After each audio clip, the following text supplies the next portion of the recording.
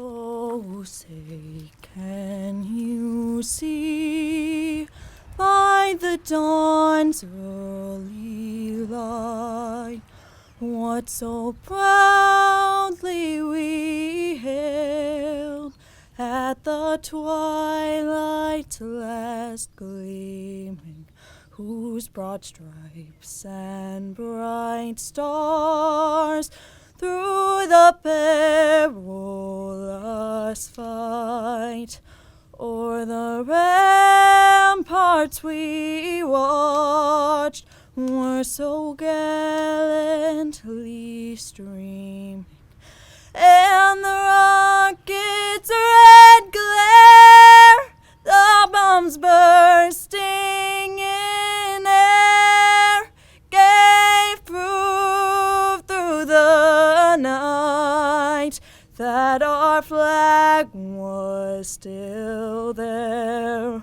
Oh, say, does that star-spangled banner yet wave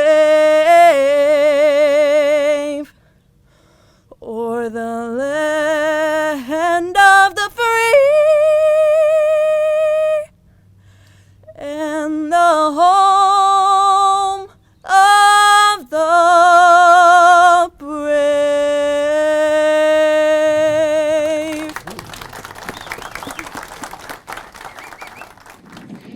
The Mason County Historical Society welcomes you to the Mason County Sports Hall of Fame 2020 and 21 induction ceremony. We here at the Society want to thank the Hall of Fame Board of Directors for your dedication to preserving the legacies of Mason County athletes.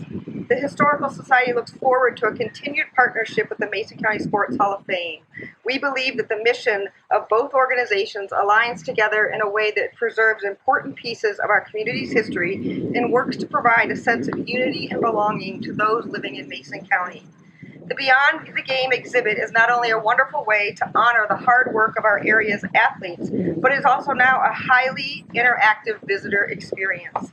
What once was an exhibit that was largely focused on the individual athletes has now become an educational tool that honors the athletes while also promoting the greater impact of sports on the lives of those who play them. Visitors to historic White Pine Village will now see the impact that sports plays in the lives of its athletes and how they go on to use these skills to better the lives of those around them. Skills such as teamwork, dedication, and respect, just to name a few. We are already seeing visitors spending more time in this exhibit as they read the stories and learn the lessons, how the lessons of sports have played to shape the lives of Mason County athletes. The Beyond the Game exhibit is a wonderful addition to the village and is a wonderful way to honor all of the athletes. We would also like to thank the Board of Directors for their help in sprucing up the auto exhibit that's in here. And a special thank you to Dr. Bill Anderson for his donation of baseball photos that are now on display in the Auto Museum. What a wonderful way to tie both venues together. Again, we say thank you to the Hall of Fame Board of Directors and to all the athletes that have worked tirelessly to perfect their skills. Our organizations would not be here today if it was not for your commitment and drive to excel in your given sport. Thank you to all the athletes for that commitment, dedication, and hard work. You are truly what makes Mason County such a wonderful place to live.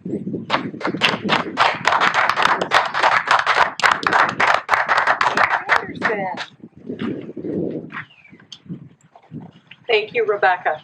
I'm Janet Anderson, Chair of the Mason County Board of Commissioners, and representing the Mason County Board of Commissioners, I am honored to present this resolution declaring June 26, 2021 as Mason County Sports Hall of Fame Day.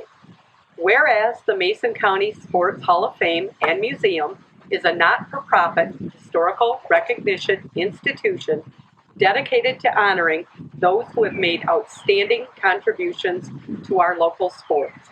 And whereas this year, 2021, marks the 17th such class of individuals and teams to be inducted in its illustrious hall through a virtual unveiling and an induction event through a partnership with the Mason County Historical Society. And whereas its board of directors has selected 5 former athletes and 2 teams to be inducted into the Mason County Sports Hall of Fame, and whereas the 7th 19th class of inductees includes Robert Bob Ayers, a 1944 LHS graduate, was a state runner-up in high hurdles and 5th in low hurdles his senior year. He also played football, basketball, and was an accomplished bowler, averaging over 190 a game in Mason County. He spearheaded organizing fast pitch softball in Mason County and was the president of the Mason County Fast Pitch Association. Bob was one of the best fast pitch chuckers in the state of Michigan, hurling for the famed IRCA 8s. He led the 8s to 2 state championships in 1958 and 1965, along with 3 additional Michigan ASA state runner-up finishes. He also pitched a perfect game in the Matt IRCA Memorial Day softball tournament, leading the 8s to that year's championship. Bob was a Ludington area business owner. Adam Johnson, a 1996 LHS graduate, earned first team All-State honors twice while playing soccer at Ludington High School. He was a leading member of the 1994 MHSAA Class B state runner-up soccer team and was the first Mason County soccer player to actively play at a Division I college. After his graduation from Western Michigan University, Adam played for Thames Valley University in London and starred on the North London Cup championship team. Johnson played semi-pro with the Grand Rapids Explosion and West Michigan Edge and competed in the U.S. Open Cup Lamar Hunt Trophy Tournament. Johnson is president and CEO of Safe Harbor Credit Union. Dave Killips, a 1973 LHS graduate, won 100-plus tennis matches at Ludington High School on his way to conference, regional, and state tournament qualifications. Dave played in both singles and doubles play and was 29-2 at number 1 singles his senior year. Killips set a record for victories as a freshman at Central Michigan University and was his flights champion in the Mid-American Conference. He qualified for the NCAA championship, played at number 1 singles and doubles as a junior and senior, and was the team captain. Dave was also all-conference in football and basketball in high school and earned all-state honorable mention honors in football. He was LHS Senior Athlete of the Year. David was superintendent at Chelsea Public Schools. Dr. Annie Toole Sadasti, a 1987 LHS graduate, earned all-conference, all-area, and all-state in basketball and track. She was only the second female to score 1,000 career points in basketball at LHS and was state runner-up in the 3,200-meter run in track. Annie played 2 seasons of basketball for Dartmouth University, an Ivy League champion both years. She earned a medical degree from Brown University in 1995. Dr. Sadasti, MD, is currently an emergency service physician at Mayo Clinic, where she was recognized as a distinguished educator by the Mayo Clinic and inducted into the Mayo Clinic Teaching Hall of Fame. Kelly Smith, a 1998 Mason County Central graduate, competed professionally in motocross. He is a 3-time East Coast 4-stroke national champion, a 2-time U.S. Open Supercross champion, the first ever motocross outdoor national champion on a KTM motorcycle, and an 11-time national arena cross champion. Smith recently switched to watercross, racing on jet skis, and is a 3-time world champion in the sport and has won a national title in the Pro Sport GP class. Smith is the supervisor of the Pure Marquette Township Parks Department. Mason County Central Girls 2007 MHSAA State Volleyball runner-up concluded their banner 2007 season as MHSAA swept Cadillac in the quarterfinals and rallied for a victory over Carleton in the semifinals to face nationally ranked Grand Rapids South Christian in the state championship. MCC was coached by Scott Stone and comprised of Stephanie Moran, Abby Sharetta, Ashley Melcher, Jamie Melcher, Liz Deller, Amanda Brown, Marla Nelson, Lauren Gears, Crystal Dunblazer, Carly Gears, Tiffany Christmas, and Kaylee Jensen. Stone was assisted by Shelley Christmas, Amy Stone, and Cheryl Swinehart. The 1921 Ludington Mariners won the Central League pennant, outpacing the runner-up Kalamazoo team by 17 games, with a winning percentage of .675. Grand Rapids and Lansing were also members of the 6-team Class B League, the third highest circuit in minor league baseball. This exceptional team was the class of the league in every significant measure: a team batting average of .303, league leaders in home runs and stolen bases, boasted the best fielding percentage, and out of 4 Central League 20-game winning pitchers, 3 hurled for the Mariners. In an 8-game postseason series, the Ludington squad was defeated by Ontario Tecumsehs despite an amazing season performance. Therefore be it resolved that the Board of Commissioners of the County of Mason does hereby declare June 26, 2021 as Mason County Sports Hall of Fame Day, and that this resolution become a permanent part of the minutes of the May 11, 2021 County Commission proceedings. And be it further resolved that the Board of Commissioners of the County of Mason, speaking for the citizens of the County of Mason and for themselves, offers their sincere congratulations to the 2021 inductees to the Mason County Sports Hall of Fame.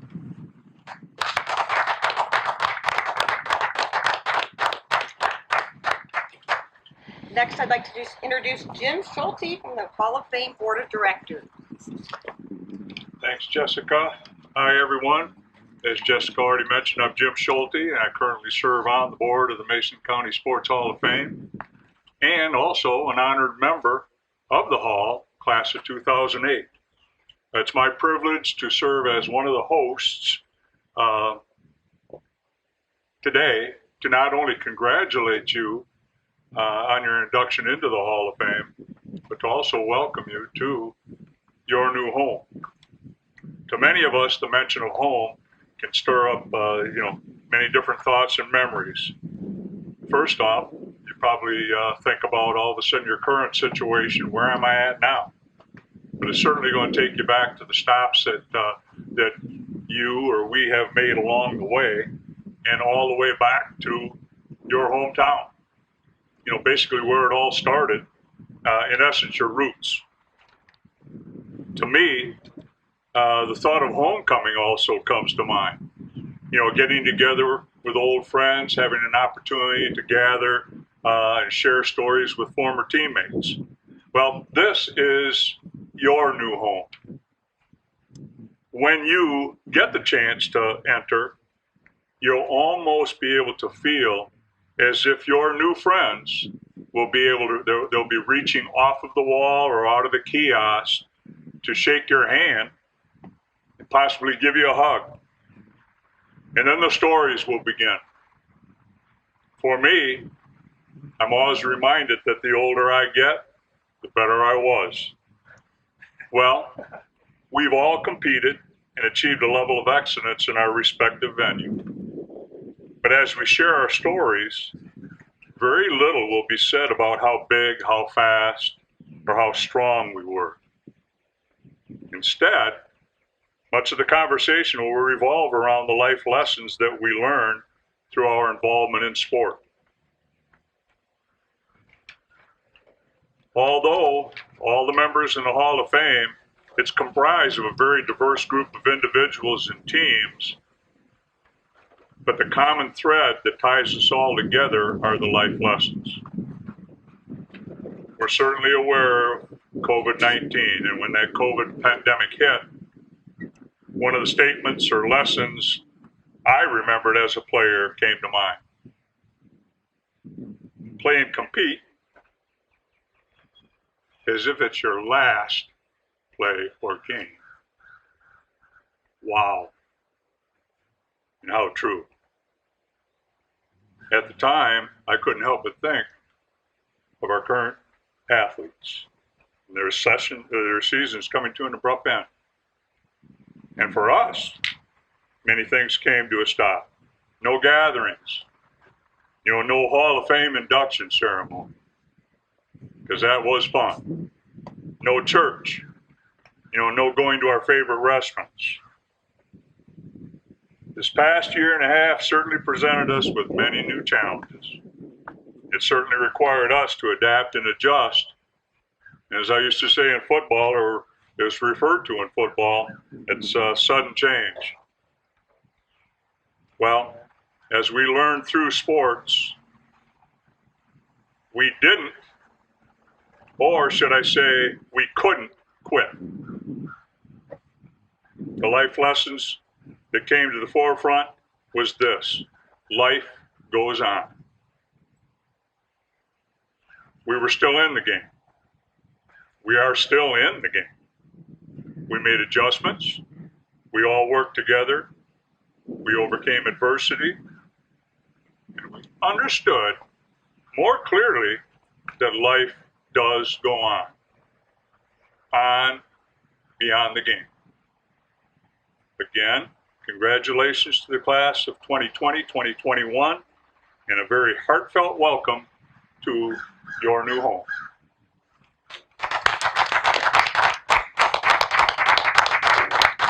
Now it's our opportunity to actually enter the hall, and we will unveil the plaques of this year's class, which no one else has had an opportunity to see before us now.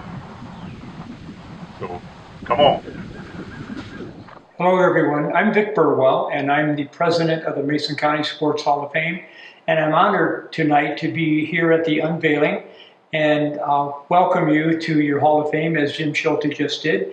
I'd like to introduce Sharon McCumber, who is a member of the class of 2008, and I'd like to introduce Ed Miller, who is her secretary and a member of the board for a long time. What we're going to do now is going to go through the action of unveiling the plaques for this year, so this will be the first time someone has seen them. So Sharon, would you and Ed please do that? So this becomes your place of honor, and as you can see, your plaques are represented on the west side of this particular bulletin board. And then as I step around, we also each year honor 2 high school athletes, and they're on the right side. This particular board, which has a caption from Billie Jean King, which we think epitomizes the reasons and the rationale of why our new exhibit is called Beyond the Game. Sports teaches you character, it teaches you to play by the rules, it teaches you to know what it feels like to win and lose, it teaches you about life, and it's from Billie Jean King. So what happens here is you have an opportunity to come in and explore the various inductees. You can do it by last name, so let's pick Adam Johnson. You go up here, pick that, there's Adams, and then you would have the bullet points of Adams' accomplishments. If you go back and start over, let's say we want to pick another inductee, and let's say we pick Dave Killips. And we reach down here, and there is Dave Killips. And then it just goes, you can go back and exit it that way. If you go back over and you explore the inductees, you can do it by years. If you go back and again go through it, you can do it by the main sport. Or if you go back and do it over again, you can also do it by the high schools. And in addition, we also have the high school athletes, and as you can see, it's color-coded based upon where the student comes from Mason County Central, Ludington, or Mason County Eastern. We have not had a free solo athlete since we've started this because of the school closing. But just an example, let's pick one of the high school girls. This is Jamie Melcher. She played on the soccer team that's being honored, and this is her bio and presentation for the hall. So again, welcome to the Mason County Sports Hall of Fame. Congratulations on your achievement, and we look forward to the induction ceremony, which is going to begin right after the tour of our event, and that's going to take place right now to give you an idea of what takes place in the Mason County Sports Hall of Fame, Beyond the Game, the Value of Sports. Thank you, and again, congratulations.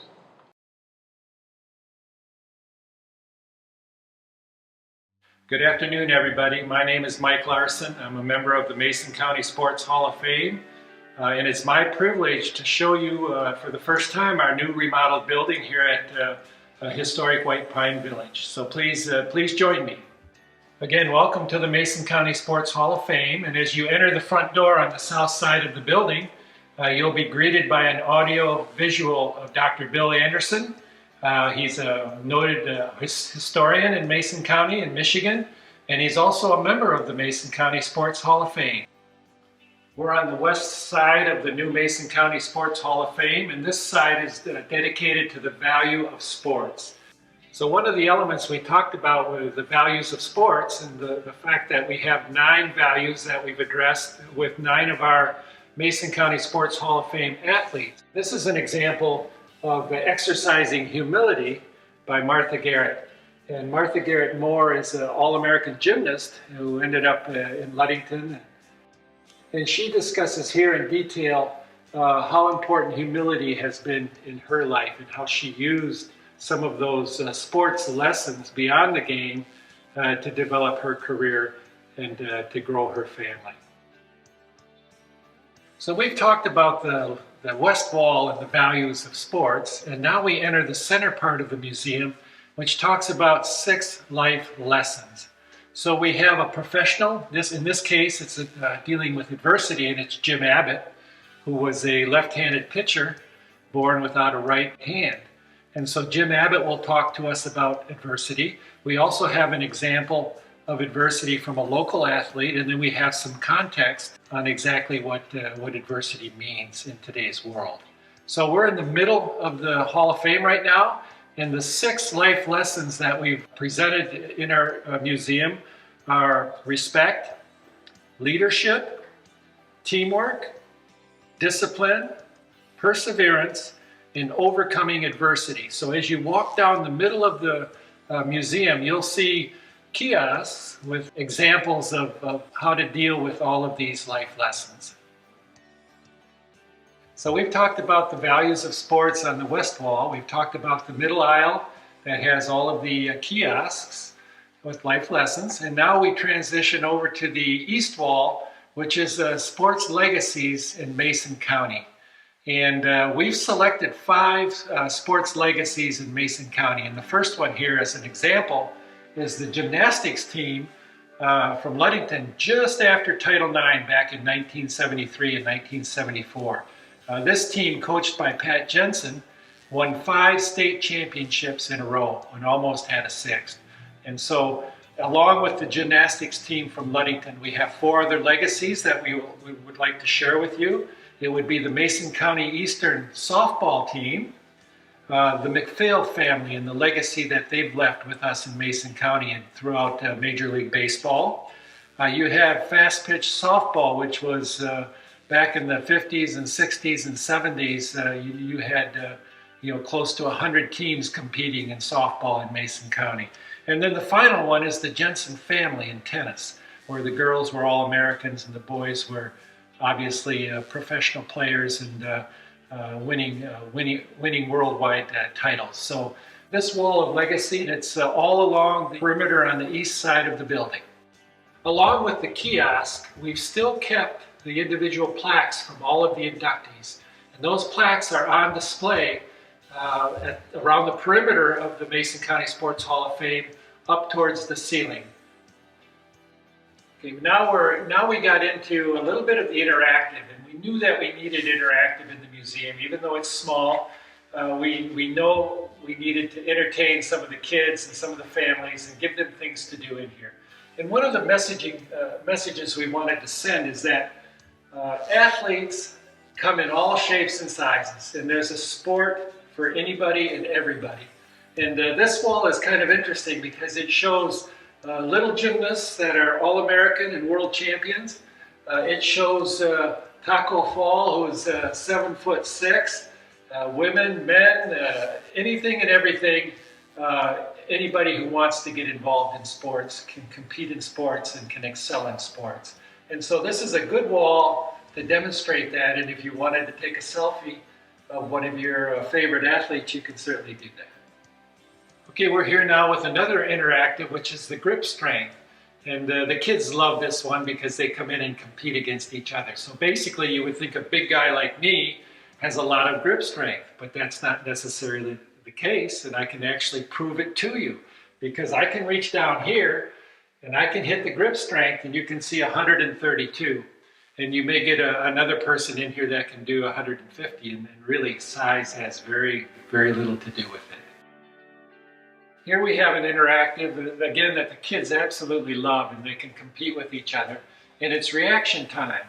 And again, in sports, just like grip strength is so important, reaction time is absolutely critical. Here's another one of our interactives, and it's my favorite. It's sports trivia. Let me share a couple with you right now. Number 4 in gymnastics, and that's Simone Biles' number of gold medals she won in a single year. You have 99, of course, everyone knows that that's Wayne Gretzky's number. A lot of the museum, as you've noticed, is about inspiration and motivation. And it's directed more towards a younger demographic. So you will see throughout the museum multiple quotes by lots of different athletes in different sports. And here's a couple we wanted to share with you. This is Jimmy Valvano. Never give up. Failure and rejection are only the first step to succeeding. And then you've got one by Derek Jeter, shortstop for the New York Yankees. There may be people that have more talent than you, but there's no excuse for anyone to work harder than you do. So these kinds of quotes, I enjoy them. I think the people that visit enjoy them as well. And there's a lot of messaging associated with some of these quotes. So that basically concludes the visit of the museum. But we wanted to touch on a couple very important things. The fact that we are extending and expanding the vision and the mission of the museum to include beyond the game, the value of sports. And we wanted to be sure and thank all of the volunteers that have helped us build this new facility. We couldn't have done it without them, and we did it on a budget just over $100,000, and it's because of the contractors and the board members and the volunteers that made such a significant contribution, assisting us to bring this facility to a reality. And we would encourage all of you to come out, take a look. I think you'll enjoy it, but especially bring your children, bring your families, bring your coaches, teachers. I think they'll enjoy it. Thank you very much.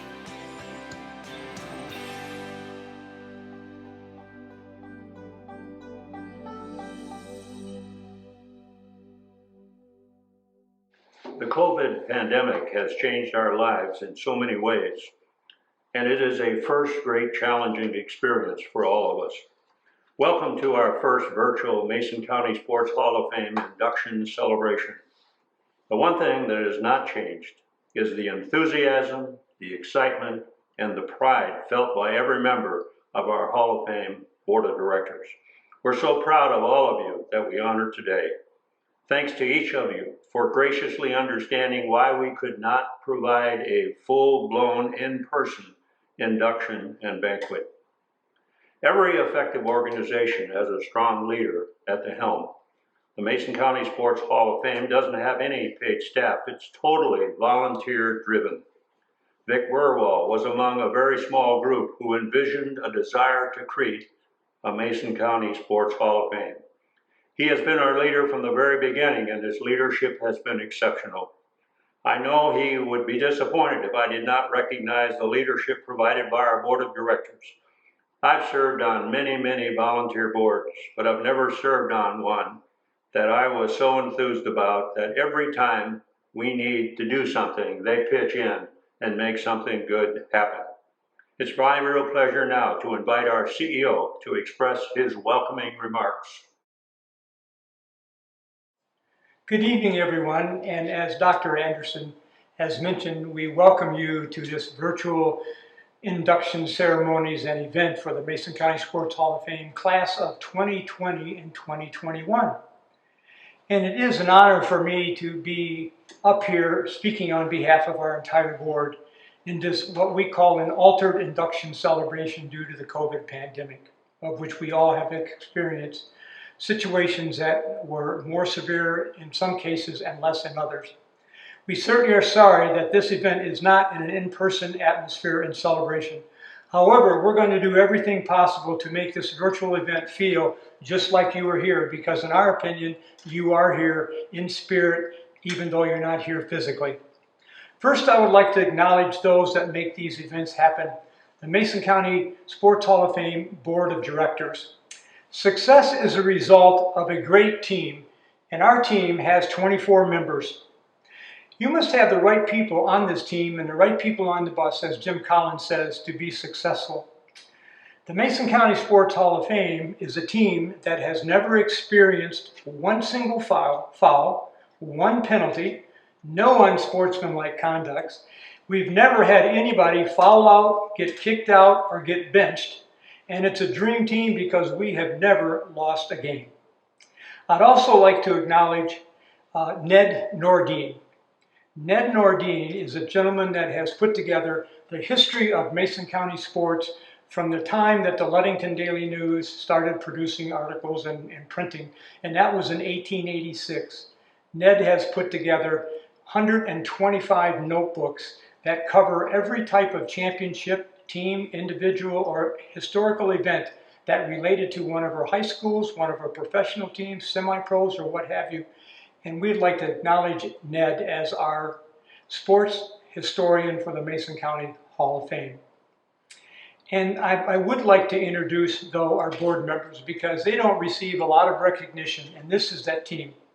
Dr. Bill Anderson, whom you have already listened to, Gary Castoni, Rick Catt, Christy Christmas, Brian Dotson, Noah Jensen, Kyle Grzinski, Scooter Hankwitz, Mike Hart, Adam Johnson, who's being inducted this year, Les Johnson, Rob Killips, Mike Larson, who's inducted into the Hall of Fame, Jim Schulte, who gave the unveiling remarks that you just recently experienced, Christy Stark, Tim Stevens, Cheryl Swinehurt, Kathy Surd, Jim Verdon, and Mike Winchesky. That's a great board, and they have done a magnificent job. The other thing I'd like to do is recognize that without these individuals, you would not have had your story told. And it's important that every community have a media system that supports those things that take place. Mason County and Ludington area, Scottville, has been blessed to have wonderful radio stations and printed media that has totally embraced and supported not only our Hall of Fame, but all of these activities that have made your story memorable. People like Lee Kruska, Dick Derrick, Paul Peterson, Richard Dance, Lloyd Wallace, who's one of the founding members of this group, Jim Shelp, Ed Pappas, and currently Dave Bosick. These individuals, along with WKLA and WMOM, Ray Plank, Tom Plank, George Wilson, Rod Beckman, and now Todd Hansen, Gary Castoni, and Mike Larson, and others, keep your stories alive because they broadcast and they print that and they publish your accomplishments, so we thank them. You know, one of the things I'm asked is, how do you get elected to the Hall of Fame? I won't go into a lot of detail, but I want you to know that you are a selected member of a long list of individuals in Mason County. We started this memorable activity because we didn't want our sports heroes and legends to be forgotten. We have a list of about 300 individuals that we're still selecting from, and you were chosen out of that list of 300, and you went through a process where there is a vetting process where you have to receive two-thirds of the votes of a 24-member board before you can be recognized and inducted into our Hall of Fame. I can tell you that on selection night, it gets pretty interesting, and the vetting process becomes quite debatable. Not debatable, but there's a lot of debate, and it is interesting as we arrive at a conclusion to elect you. So you should feel good about you have been selected from a large number of individuals. I'd also like to thank and recognize the class of 2020. This historic day is your day. As the proclamation was read earlier in the unveiling ceremonies, the Mason County Commissioners have recognized this day as Mason County Sports Hall of Fame Day. You've also received a tour of the Beyond the Game, the Value of Sports.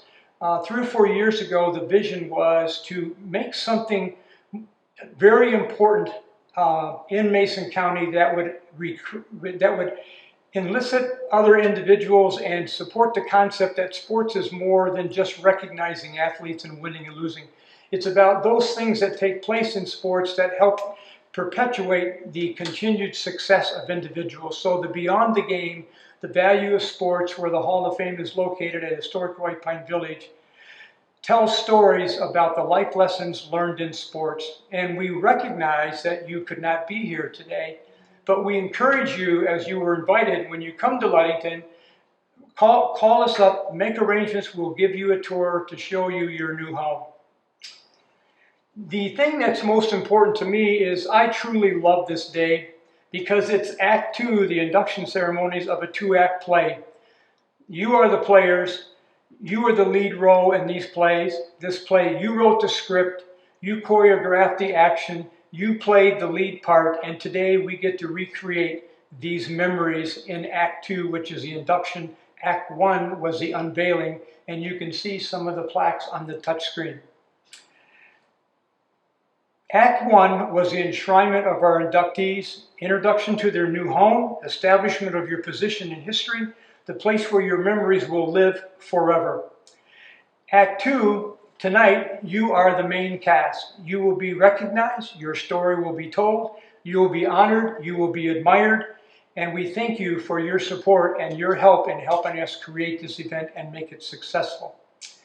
But tonight we want to recognize two groups. We recognize first the male and female high school athlete of the year. And years ago, the Sports Hall of Fame felt that the critical nature of sports and what it was, the purpose of it was to teach life lessons.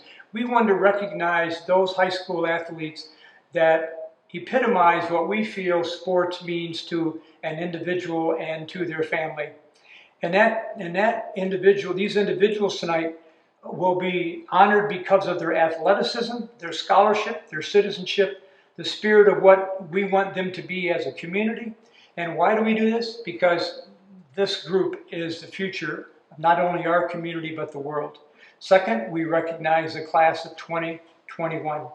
You are the cream de la cream of the athletic world in our area. You are the best of the rest. You are a winner time and time again. But before we do that and bring Dr. Anderson back up, I want to indirectly honor and recognize, and I mean recognize, a group of people, your parents, your family, your siblings, your friends, and your spouses, because without their support, you would not be here tonight being singled out for your achievement. And when I think about this list of individuals that you'll see, I know the number of fathers that played and mothers that supported and enhance their children's activities. So all of you are to be thanked tonight for bringing to us your son or your daughter and presenting to them the opportunities to be the best that they can be. So let's have a round of applause just for the parents and the siblings and the spouses and the friends that are here tonight to support this induction.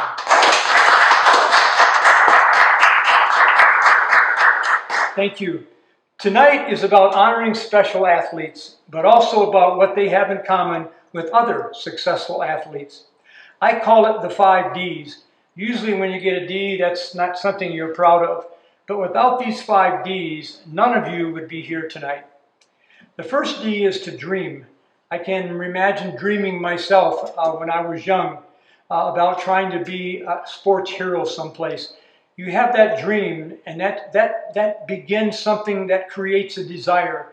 When your dream turns into a desire, then you need the third D, which is determination, to try to bring that desire to some kind of successful ambition. And then you have to dedicate yourself, the fourth D, to making sure that that dream comes true. And the last D is you have to have the discipline necessary to take you out and do things when others are at home watching TV or playing video games. Because those 5 Ds lead you to where you are tonight. It's all about the life lessons learned through athletic participation. You've all demonstrated these characteristics, and congratulations.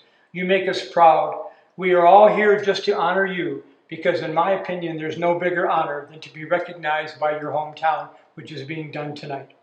Let us now learn more about each of the high school athletes and the inductees into the Hall of Fame class of 2020-2021. Dr. Bill, would you please come forward and begin the remarks? We are a multi-purpose organization, and the preservation of our sports history is among our areas of focus. History has a very special interest for me. When I was in my formative years living in Mason County, we had a number of baseball teams, sometimes called hardball. But fast pitch softball was the king sport in the summer. At its peak, Mason County was often perceived as the fast pitch softball capital of Michigan. In my research, I learned at an earlier time the favorite summer sport was baseball, and there were teams representing every place that you can think of in our county. I loved reading about those times because newspapers and their writers were very colorful and made statements using words that we would consider a foul ball today. And baseball organizers and players had some unusual ideas. I share just one tonight. In 1890, the Mason County Baseball Association wanted to promote better feelings between the city of Ludington and country folks and ensure closer games. So here's what they decided, that when the Ludington teams played a country team and they came to bat, they would only get 2 outs before they went back to the field. And if you were a country team, you got 4 outs. How do you like those marbles? I like it. All right, now we turn to honoring our 2 student athletes of the year. And the first person is Chaz Rohr.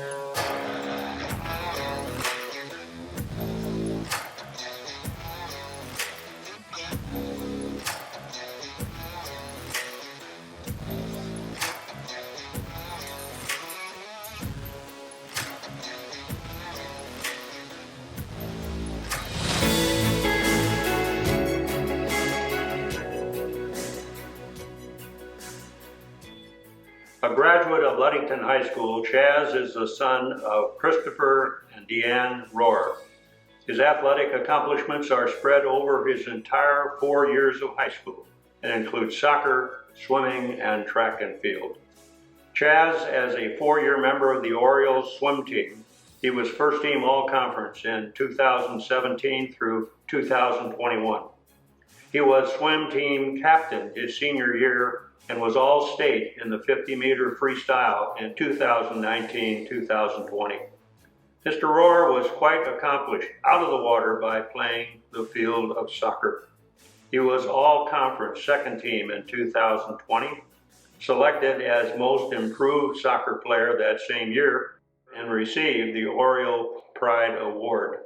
He was selected as the WMOM Athlete of the Week during 2021. In addition to being good with his feet, he was a master in the classroom, being selected as all-academic individual and team recipient. Chaz was also a member of the Oriole track and field team and was selected as all-conference in 2019 and 2021. Conference champion in discus in 2019 and champion in discus and shot put in 2021. Jazz was a Michigan High School Athletic Association state qualifier in throwing the disc and the shot put. In 2021, he was all-state in shot put. Music was also important to Jazz. He was a member of the LHS Jazz, Wind Symphony, and Marching Band. In addition to being athletic and musical, he excelled in the classroom.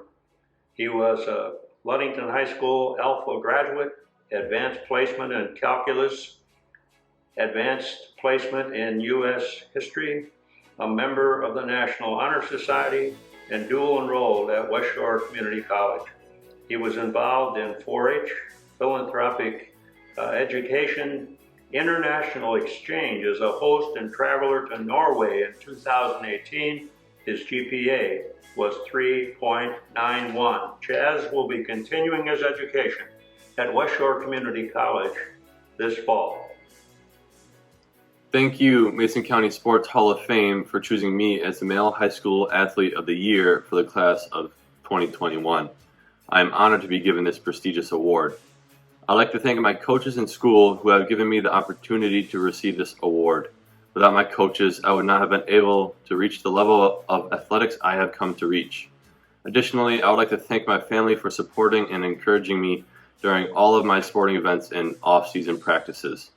Participating in sports my whole life has taught me many valuable lessons, such as to get better at something, you have to put in the work, and making mistakes is the best way to become better. I personally struggled with my mental health over the period of the COVID-19 pandemic, as I'm sure many others did as well. Sports helped me to have control over something when I did not know what to expect from the world. This award is a great honor and means the world to me. I would like to acknowledge the other nominees and congratulate them on being considered for this award. All of us have worked hard to be nominated. Receiving this award has made all the difficult times in sports worthwhile. Once again, thank you, Mason County Sports Hall of Fame, for choosing me as the Male High School Athlete of the Year. Thank you.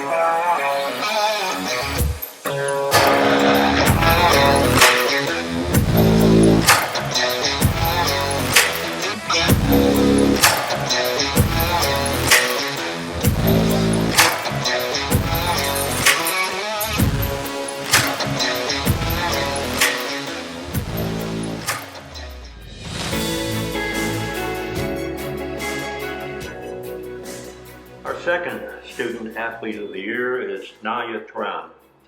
Naya is the daughter of John and Nicole Turan and is a graduate of Mason County Central.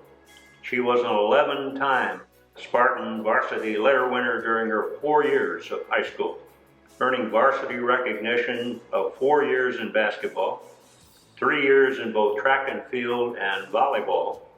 She was also a varsity member of Central's cross-country team. As a 4-year member of Mason County Central varsity girls basketball team, Nanya was the recipient of the Defensive Player of the Year in 2 seasons, 2018 and 2021, member of the District Basketball Championship Team of 2018, the Hustle Award in 2019, the MVP Award in 2020, Team Captain in 2021, and Honorable Mention All-Conference in 2020 and 2021. She was a valued member of the Spartan girls volleyball team, however, was in track and cross country, where her athletic abilities reached their highest level.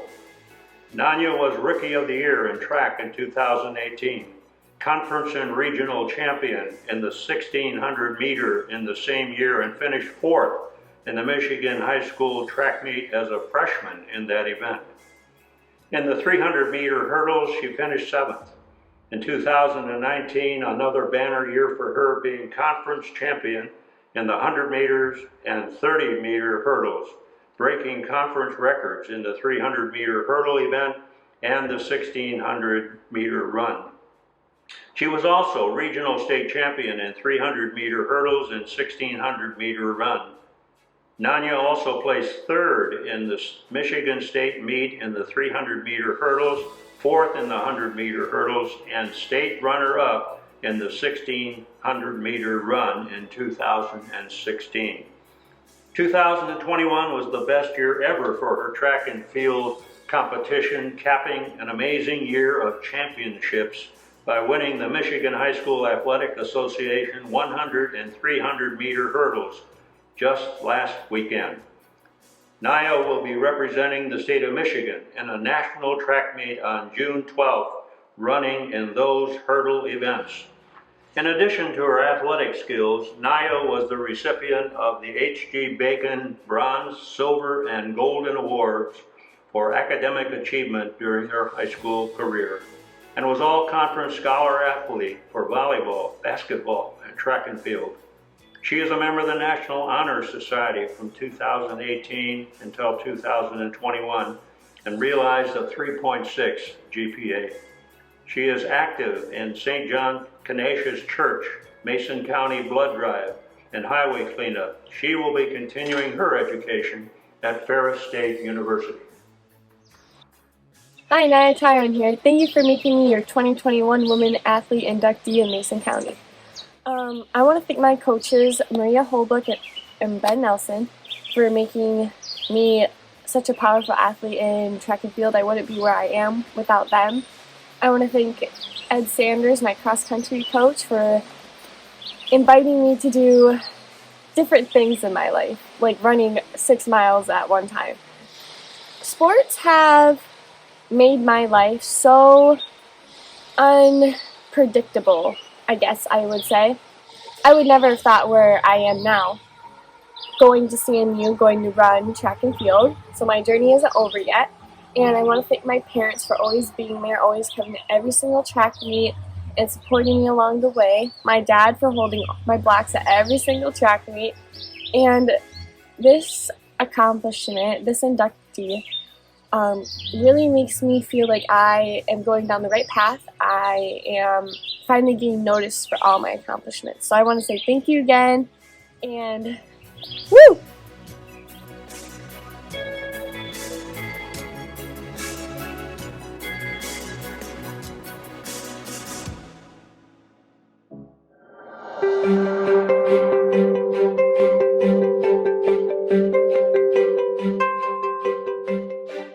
Good evening, ladies and gentlemen. I'm Jim Dittmer. I'm an old friend of one of our applicants tonight. We're proposing to induct Bob Ayers to the Mason County Sports Hall of Fame as a new member. Bob was a 1943 graduate from Ludington High School, along with his brother Earl. Both were star athletes and played all kinds of activities, but most notably over the years, we've participated together and been part of a pretty outstanding group of fast pitch softball teams leading up to a couple of state finals in which Bob participated in and was very successful.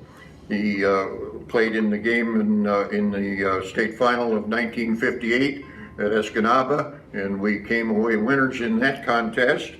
And again in 1965, after building a new facility and picking up a new sponsor in Matt Urka and Urka Chevrolet in the local area, we had a very successful team leading up to the state finals on Labor Day weekend. But we kind of stumbled a little bit and lost the first game. Found ourselves in the losers bracket on Sunday night.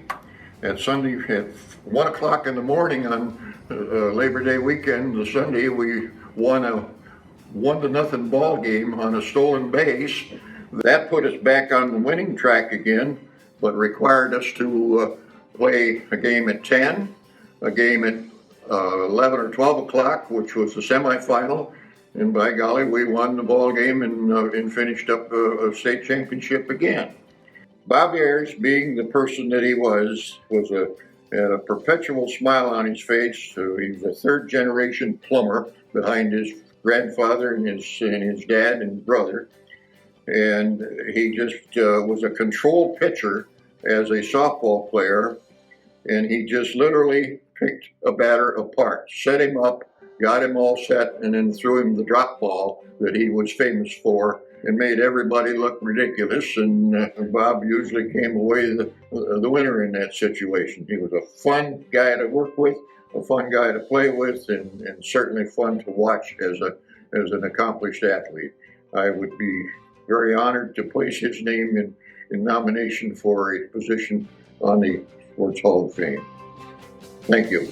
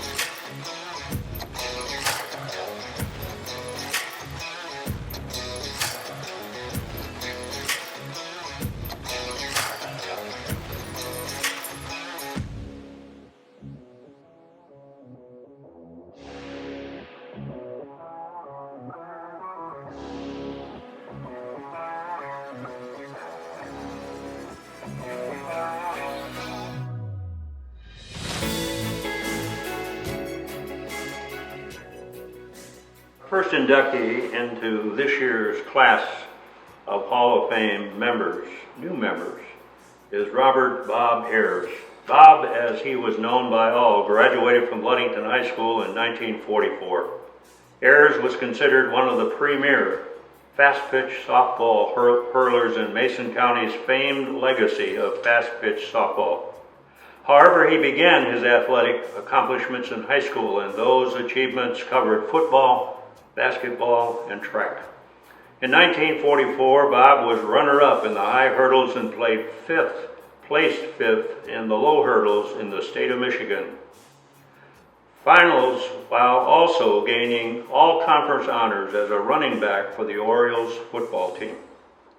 Ayers also was an accomplished bowler and carried a 190 average and was honored as the county leader in 300 games during his Lane years.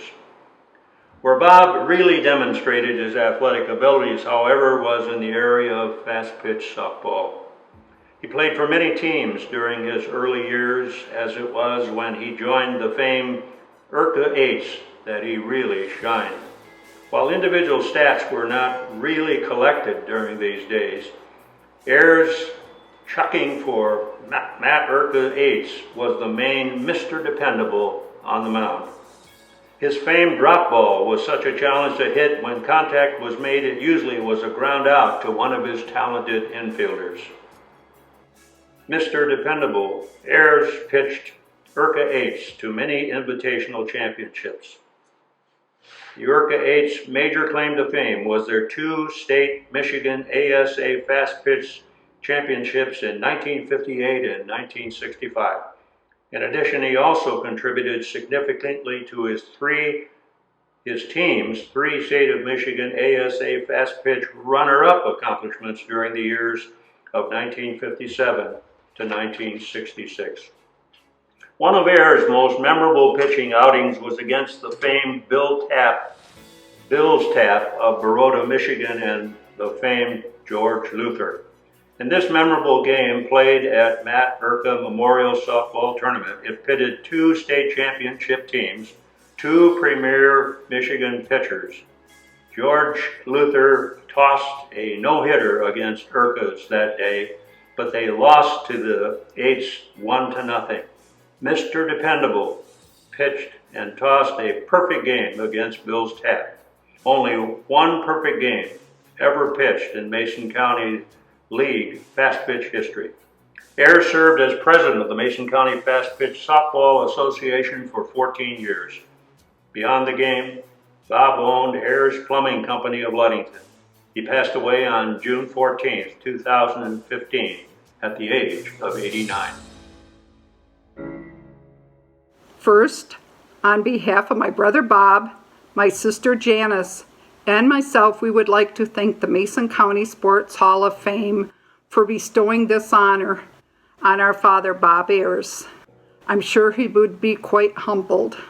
His softball career as a pitcher included 2 state championships. He was a team player and would do whatever it took for the team to be successful, even if it meant pitching several games a day. He was always about the team. When we were growing up, obviously our family spent a lot of time at the softball fields. Even though we were quite young at the time, we have many fond memories of the get-togethers after the game. Orange Pop at the dealership, sponsored by Matt Urka. Dad loved the camaraderie and the lifelong friendships that softball generated. Bob wasn't only a softball player. In high school, he was a 3-sport athlete, playing basketball, football, and track. In track, believe it or not, he was a hurdler and a long jumper. He finished 2nd in state in the hurdles. When he was in his 40s, he was going to show us his hurdling technique. At Oriole Field, since the hurdles were out, he took off running, went to jump over a hurdle that was facing backwards, and I guess in the 20-plus years since he had done this, he lost some of his finesse, caught his toe, and went flying. We had a good laugh, and he wasn't hurt. Evidently, he passed his athletic genes on to his children, grandchildren, and great-grandchildren. All of us have been involved in some type of sport. A few highlights are a grandson playing football at West Catholic in Grand Rapids. His granddaughter Sarah still holds both hurdle records at Ludington. 2 of his great-granddaughters are excelling on select softball teams in the Canton, Michigan area, and one is a pitcher. Wouldn't he be proud of that? When he was in his 50s and his playing days were dwindling, he was still very active with the Mason County Softball Association, serving as president for many years. He helped organize leagues, tournament, and field improvements. He wanted others to have the chance to enjoy the sport that he held in high regards. He was the kind of person that felt the need to give back to his community.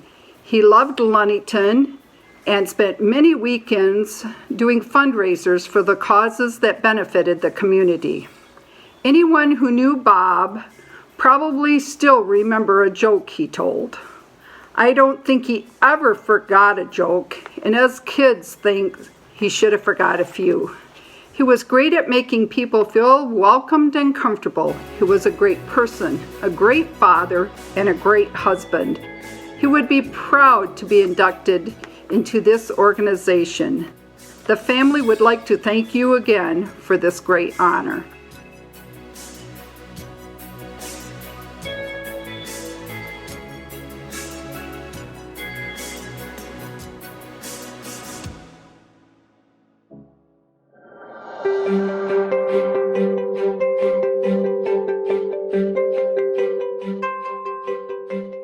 Hi, I'm Aaron Johnson. I'm the twin brother of Adam Johnson, the inductee this year.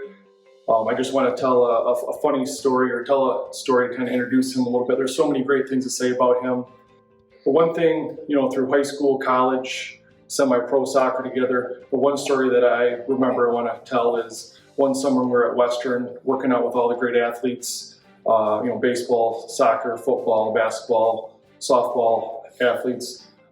We were doing some stuff, strength and conditioning, speed, agility, and my brother was just kind of outshining everybody. And the star quarterback at Western asked the weight coach, "Who is that guy? He's doing really good." And the weight coach said, "Well, he's the new quarterback transfer that came in." And the quarterback was kind of miffed and surprised and was nervous. And every time my brother went and did something, whether it was speed or strength or whatever, the quarterback was, you could tell each time he'd get more and more nervous. And my brother didn't know the quarterback was asking about him, but then eventually the strength coach told this quarterback, he's like, "No, I'm joking. He's just on the soccer team. He's a soccer player." And the quarterback just got very relieved because he knew he didn't have to compete against my brother. And he never saw my brother throw a football before, but he just knew, watching him athletically, that he was a really good athlete and probably a really good quarterback.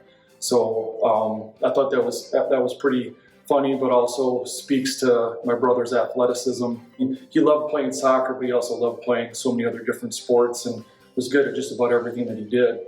But that was probably one of my favorite stories I remember from, all the years of participating and playing sports with my brother. But I just want to say congratulations, Adam. Thank you, Mason County Hall of Fame, for putting this all together. And, great, you guys do great things for all the sports in the area. So thank you, Mason County Hall of Fame. And once again, congratulations, Adam. Great honor and great job.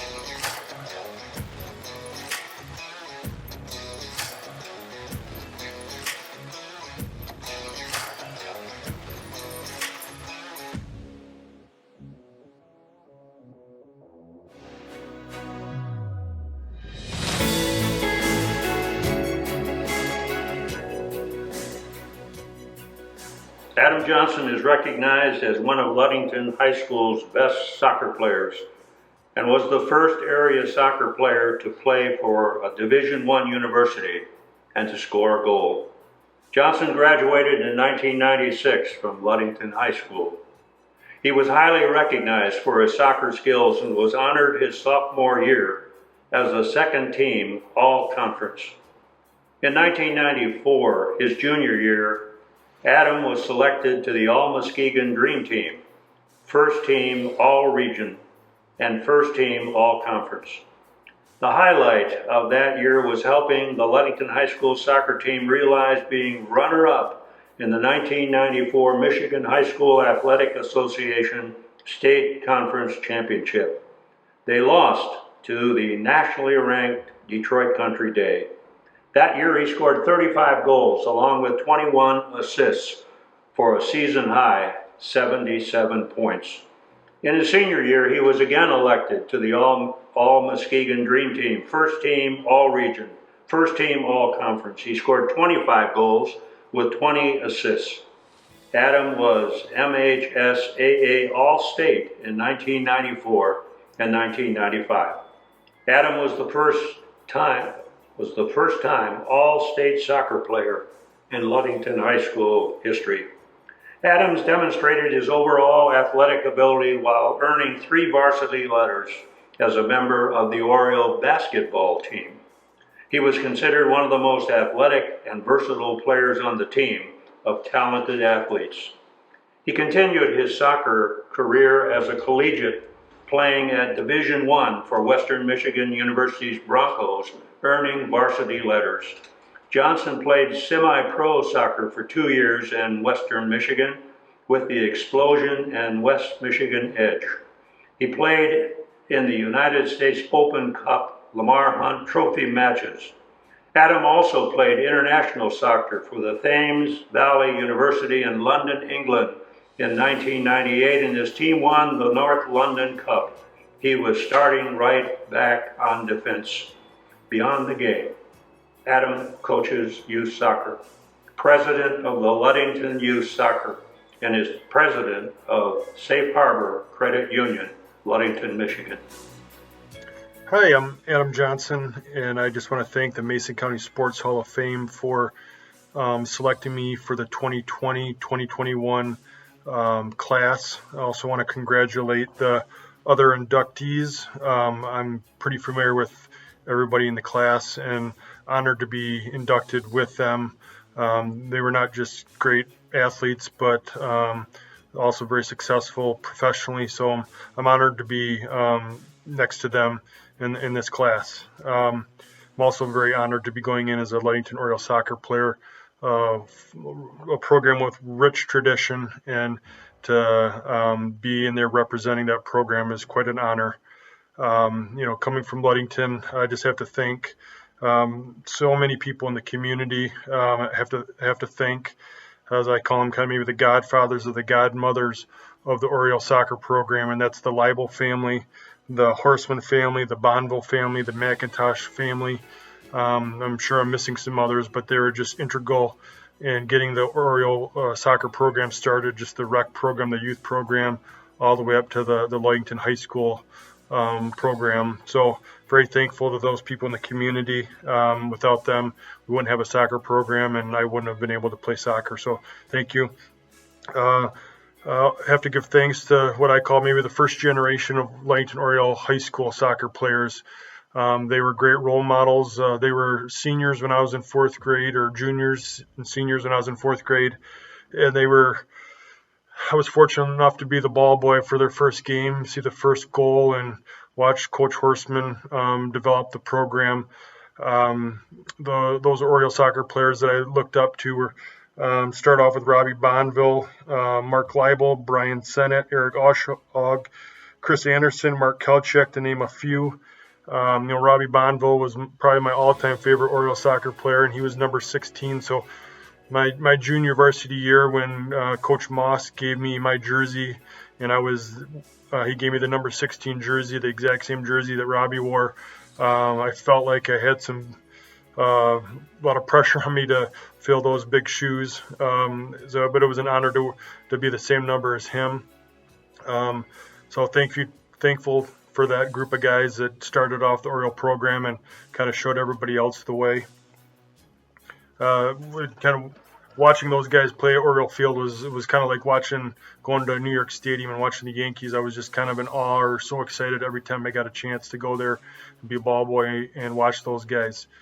And then, kind of down the road, the group of guys that really also were very instrumental in getting me excited about the Oriole soccer program. We're the group of seniors when I was a freshman.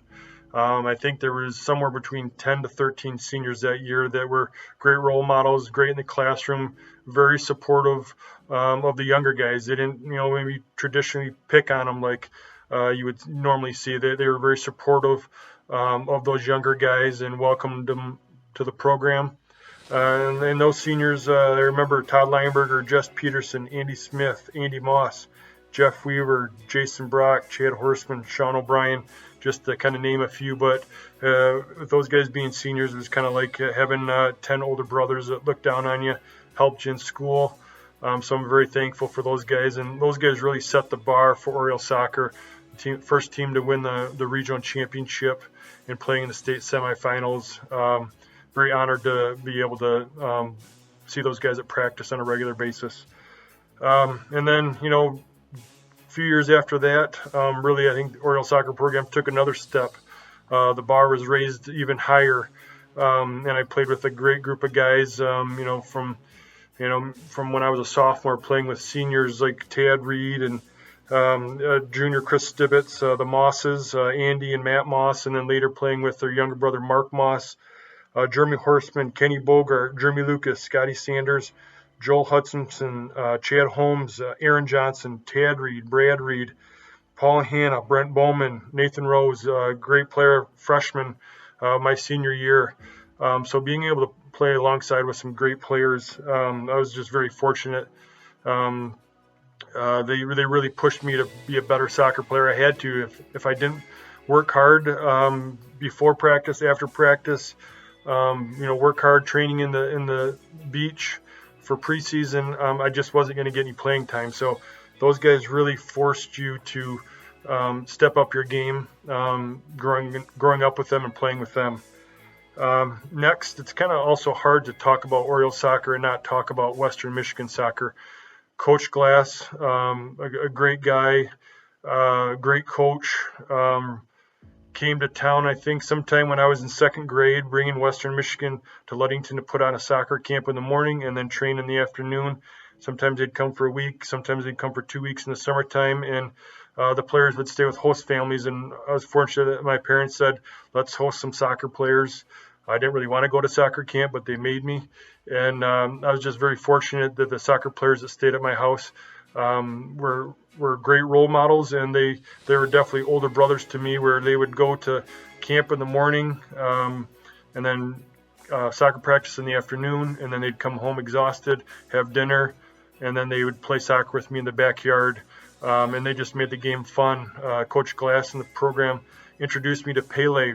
I didn't know any soccer players, and they would constantly show us videos of Pele or the New York Cosmos, and it just really helped me see the game differently, getting to see people from outside Ludington playing soccer and how good they were. It also just increased the love that I had for soccer, watching those guys, Craig Van Retterham, Chris Carney, Willie Van Cray, Scott Hines, Craig Toss, Kevin Cleva. Craig Van Retterham, all-time favorite player at Western, number 7. And before our first game, my freshman year, going to my locker and getting my jersey and finding out I was number 7, really, I was kind of in awe. I was like, oh my God, I can't believe I got number 7, Craig Van Retterham's number, and kind of similar as Robbie Bonneville's number. I felt like a lot of pressure on me to really work hard and fill those big shoes that those players left. Growing up, I was fortunate to have not just a great brother, but two older, or not necessarily older, but 2 buddies close to the same age that were just like brothers. Chad Holmes and John Stowe, super supportive of me.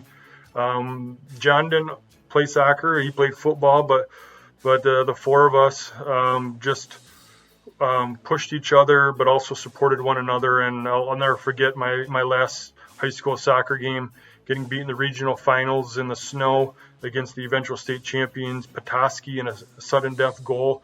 1 minute you're playing soccer in high school, next minute your high school career is over with.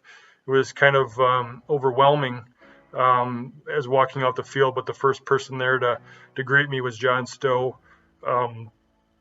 So it was just great having friends like that there to support you. Next person, and again, it's tough to talk about this person without talking when you're talking about Oriole soccer. You can't miss this person, Coach Fred Horstman.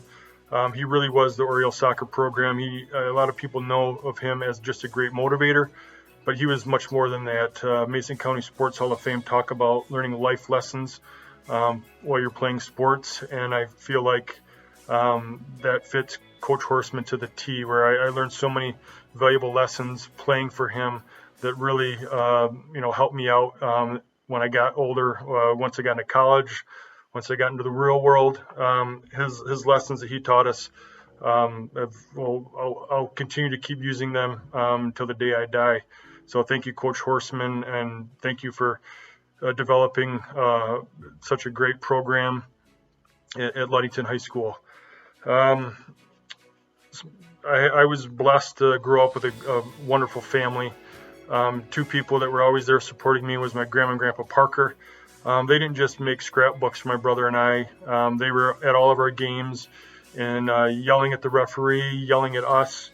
My grandma, I can thank her for kind of keeping me grounded and humble.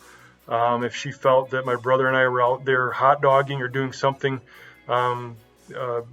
she didn't like, she would let us know about it once we got off the field. So I always wanted to please her and never disappoint her. So thank you, Grandma and Grandpa. Sometimes it's hard to talk about me and not talk about my brother Aaron. Growing up with a twin, it's kind of a blessing and a curse. We're lucky to have each other playing in the backyard, where our backyard was really mostly a baseball diamond, a football field, a soccer field, a pool, a basketball court. So it was, not uncommon for my mom to say, guys, would you just get outside, get out of here and do something? And it was, one day we'd play baseball, one day we'd play soccer, one day we'd give each other a bloody nose or hit each other with something. But we'd turn our swing set into a soccer goal occasionally and just play soccer. And we were just lucky to have each other. One minute he could be the goalie and I'd be the shooter. Next minute I might play goalie and he would be the shooter. It was just we're so lucky to have each other, pushing each other, supporting each other, always push each other to be better. So I'm just thankful to have a brother like that was there next to me, pushing me, but at the same time giving me a tremendous amount of support. And last but not least, my parents, Les and Sue Johnson, very supportive. Whatever I wanted to do in sports, they were there to support me. I don't ever remember them really saying no. They would, drive me all over the state, down Detroit for tournaments. So I was just so thankful to have them. The one time they did kind of say no, but I didn't really accept that, was the time I started playing football my freshman year. I played football my freshman year for 2 weeks. Didn't feel like it was the best fit for me and asked, hey, do you guys mind if I quit football and go to the soccer program and play for Coach Horstman and Coach Moss? And they said, well, you started playing football, so I think you should finish playing football. And if you want to play soccer, you can do that next year.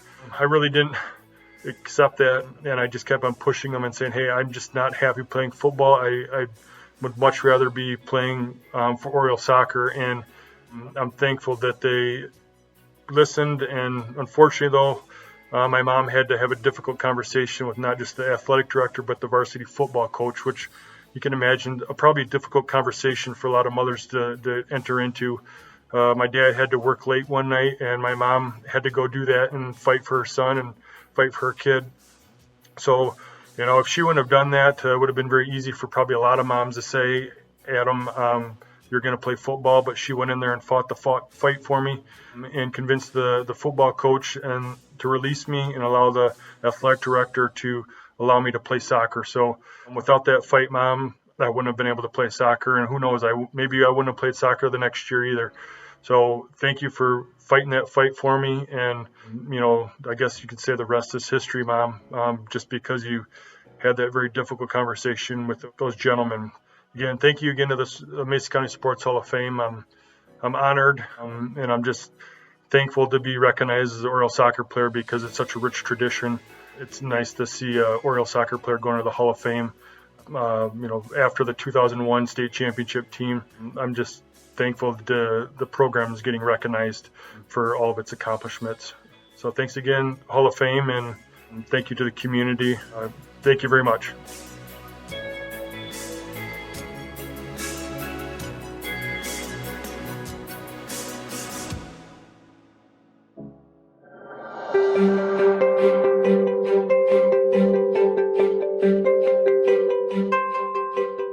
Hello, I'm Rob Killips, Dave Killips' older brother. I'm here to introduce him as he's being inducted into the Mason County Sports Hall of Fame tonight. Dave was a great athlete in a lot of different sports. He's being inducted for tennis, but was very successful in everything he tried. He was not a great physical specimen, 5'8", 5'9", 135 pounds as a junior and senior in high school. Not fast, not strong, but he had great hands and he had a very fast, quick first step. But above anything else, he was a competitor who understood what was going on in the court. He was a very savvy competitor, and he was also a prankster. Probably the first success I ever remember Dave having was on a Sunday afternoon. He walked into the kitchen for dinner, and he had a brand new leather Detroit Lions coat, football coat on. And when my parents asked him where he got it, he said he wanted it at the local pump, pass, and kick. Of course, in those days, you could sign up without your parents' permission for just about anything. My dad didn't believe him, picked up the phone, called a buddy he knew at Ford in Ludington, and the guy verified that Dave indeed had won the pump, pass, and kick in the leather jacket.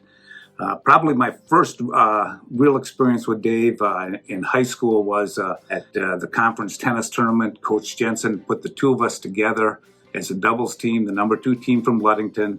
We ended up winning the tournament, beating our number 1 team. The coach then asked Dave, would you want to play doubles with your brother at the regional? And he said, hell no.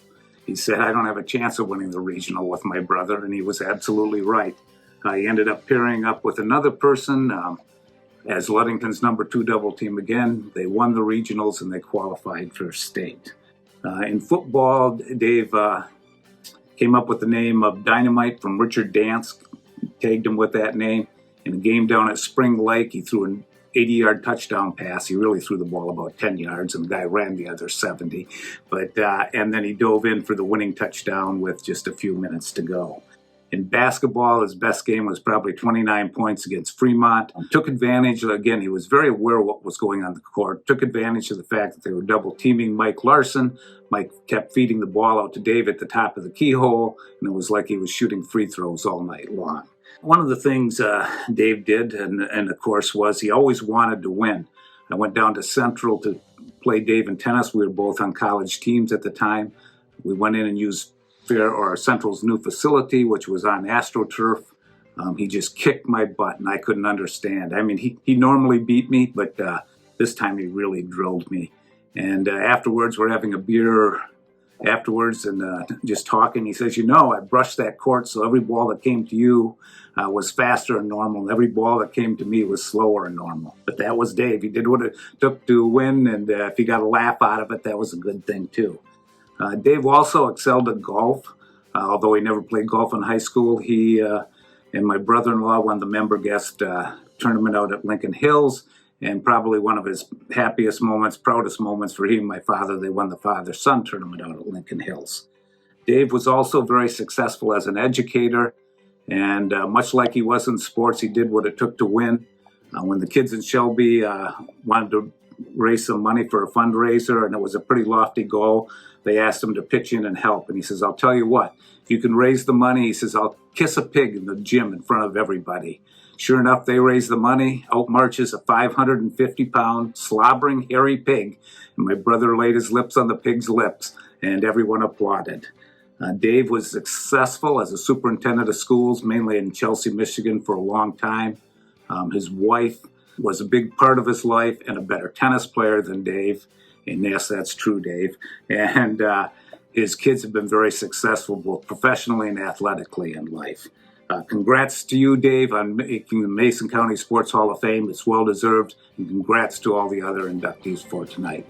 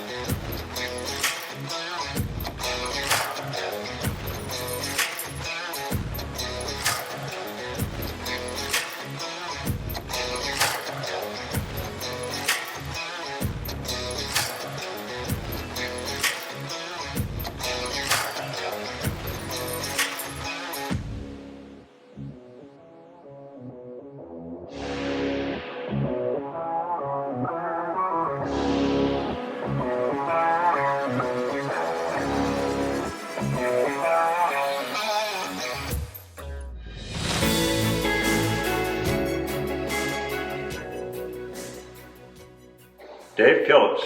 Dave's skill on the tennis courts at Ludington High School and then at Central Michigan University have paved his way for entry into the Mason County Sports Hall of Fame class of 2020-21. Phillips graduated from Ludington High School in 1973 and played 3 years of varsity tennis for Ludington. As the Ludington Orioles' #1 singles player during his junior and senior years, he qualified for the Michigan High School Athletic Association state tournament as a doubles player in 1971, followed by back-to-back appearances as a singles player in 1972 and 1973. Phillips lost only one singles match in his entire high school tennis career, an amazing testimony to his skills and mental toughness. At the State of Michigan High School Athletic Association tennis tournament his senior year, Killips was unseeded, but proceeded to defeat the #5 and the #3 overall state-ranked players en route to a semifinals appearance. Killips graduated Ludington High School with more than 100 tennis wins to his name. He was conference champion in both doubles and singles. His senior year in 1973, he was 29-2 at #1 singles. However, tennis was not his only varsity skill set. He was also a multiple varsity basketball letter winner and was all-conference and all-state honorable mention in football. Dave was selected as the Senior High School Athlete of the Year. At Central Michigan University, he set a record for the college for most wins as a freshman and was the flight championship as a freshman at CMU at the Mid-America Conference Championship. He also qualified for the NCAA Division I Championship. During his Central Michigan tennis career, he was #1 singles and doubles during his junior and senior years. He was also team captain. Following college, he continued playing competitive tennis and doubles at a lower professional United States Tennis Association standard, Beyond the Game. Mr. Killips worked as Chelsea Public Schools superintendent and was also interim superintendent at Ludington area schools. He retired in 2012. However, since then, he worked with the Michigan Leadership Institute in strategic planning. First of all, I would like to thank Vic Burwell and the committee with the Mason County Sports Hall of Fame for being able to put a program together for this year. I know it's been very difficult through the pandemic to make decisions, but your communication has been very thorough, and I certainly appreciate that. When Vic first contacted me to let me know that I would be inducted to the Hall of Fame, I certainly felt honored and humbled to receive this award. But then I started thinking about all the positive influences I had growing up in Ludington. I'm going to mention a number of people. I apologize ahead of time for forgetting some, but I'll do the best I can. First of all, I've got to start with my parents. My parents were very supportive for the most part. I have to laugh a little bit because my mom struggled with the idea of a 5'1", 110-pound freshman playing football, and my dad couldn't comprehend me playing tennis for the first time when he thought that I could potentially excel in baseball or golf. But once those decisions were made, they were nothing but supportive. And then I look at going through the elementary and middle school programs, a number of parents that committed time to making sure that we had opportunities placed in front of us. They taught us how to compete. They taught us about sportsmanship. They took us around West Michigan so we could compete against other cities and other players, not just with the kids around Ludington. Endless opportunities they provided. And the parents I need to thank there would be Ken Bars and Jack Hendon, Joel Belahowski, Don Beaker, and Don Klan. Thank you very much for what you did. And then I got to high school, and I really think that I was blessed to have nothing but excellent coaches, starting with the football program and Dave Goodell and Don Stokely and Don Barbo. They would do anything to help you athletically or academically to succeed. At the basketball level, Wally Sadasi and Ray Galinsky certainly knew they were dealing with gym rats. They gave us every opportunity to get into the gym during the season and out of season to hone our skills. They allowed us to compete against older kids and some young adults that had played college ball themselves. And I think because of that, we had quite a program in Ludington. And then tennis with Howard Jensen. What do you say about Howard? I love him to death. He would readily admit he did not know much about tennis at that time, but he could motivate, and motivate he did. He developed a program second to none. I would say almost unparalleled in Ludington at the time in the 70s and 80s, and the number of kids he put into the collegiate level to play sports, but the teams were highly successful as well. So that's the coaches, but the community members also had a tremendous impact on me. I think about Bud and Faye Dorrell that allowed us to use their private court out at Hamlin Lake and also allowed us a little bit of water skiing and some other fun activities out there. But Ed and Barb Gaines were also out there along with Jack Rasmussen, always offering us advice, trying to improve us as tennis players and as people. Jack Schillinger is another one that owned a private court and would allow us to play there. And people need to understand the importance of the private court was that we used to play a lot of our tennis at Oriole Field, right down by the lake, with all the wind blowing off the lake. It was really tough to improve some of your skills. But on the private courts, the wind was absent, so we could hone our skills a little bit better out there. Also have to thank Warren Reeder. Warren was one that made sure I always had good equipment to play with. They owned Sport and Spirit downtown. I worked there part-time as I was going through school. When I got to the state finals in my senior year, I broke 2 rackets. He had connections in Kalamazoo with a sporting goods store that he used to work at, and they delivered me 2 brand new rackets right on the spot so I could continue to compete. So I want to thank Warren for that. I stand here today, and I think I'm the first graduate of Ludington High School tennis player that's been admitted into the Hall of Fame.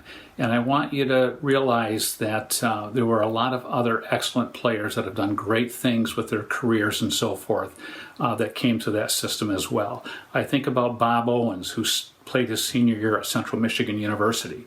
Dave Dorrell, who played at Alma College. Kyle Madden had a very successful career at Alma College. Jeff Ranowski did wonderful job over at Midland at Northwood University. Rob Killips played at Lake Superior State and Michigan Tech University. The Clem brothers, Mike and Steve, both played collegiate tennis, I believe, at Michigan State University, and my younger brother Steve played over at Ferris State University. So a number of us came through that program and really excelled, not only at the collegiate level, but I believe in our life endeavors. And through all of this, and growing up in Ludington, and yes, I do believe that I finally did grow up, and I know some people may still argue about that, but I learned a few things, and it was because of the youth I had and the community support I had around my youth in making decisions. And, they taught us to do what was right. They taught us to pay it forward. And I hopefully have embodied that in my career as I was an educator, working with young people through teaching and coaching, working with teachers and administrators, working with athletes. I hope I've proven that I've taken those values that were instilled upon me as I grew up and used them throughout my service. So I would challenge all of us to continue to do that. Pay it forward as much as we can. Give these kids the opportunity. They deserve it. Somebody gave us the opportunity. We need to continue to give them the opportunity as well. So once again, thank you for this award. Thank you for this opportunity, and go Orioles.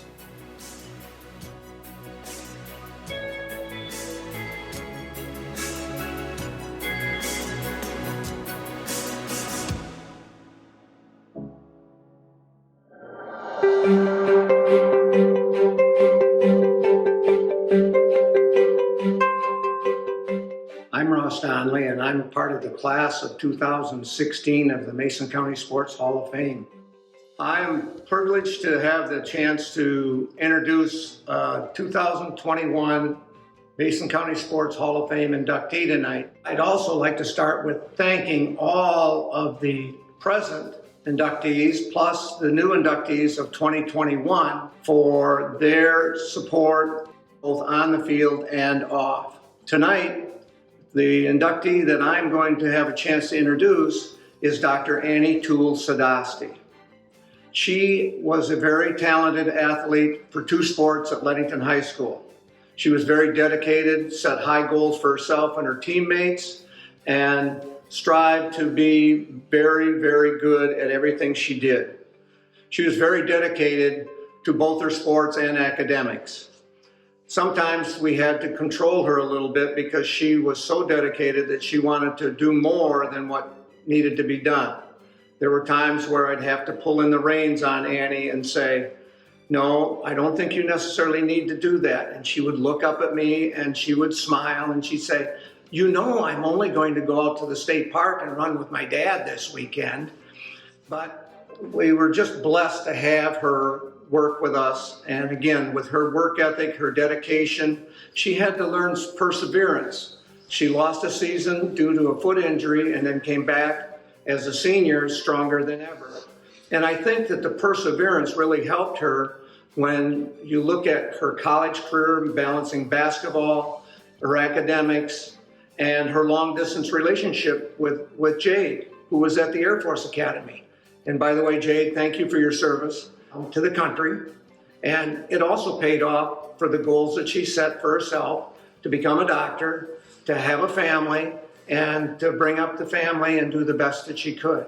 And again, I was blessed to have a chance to work with a person like Annie Toole Sadasti.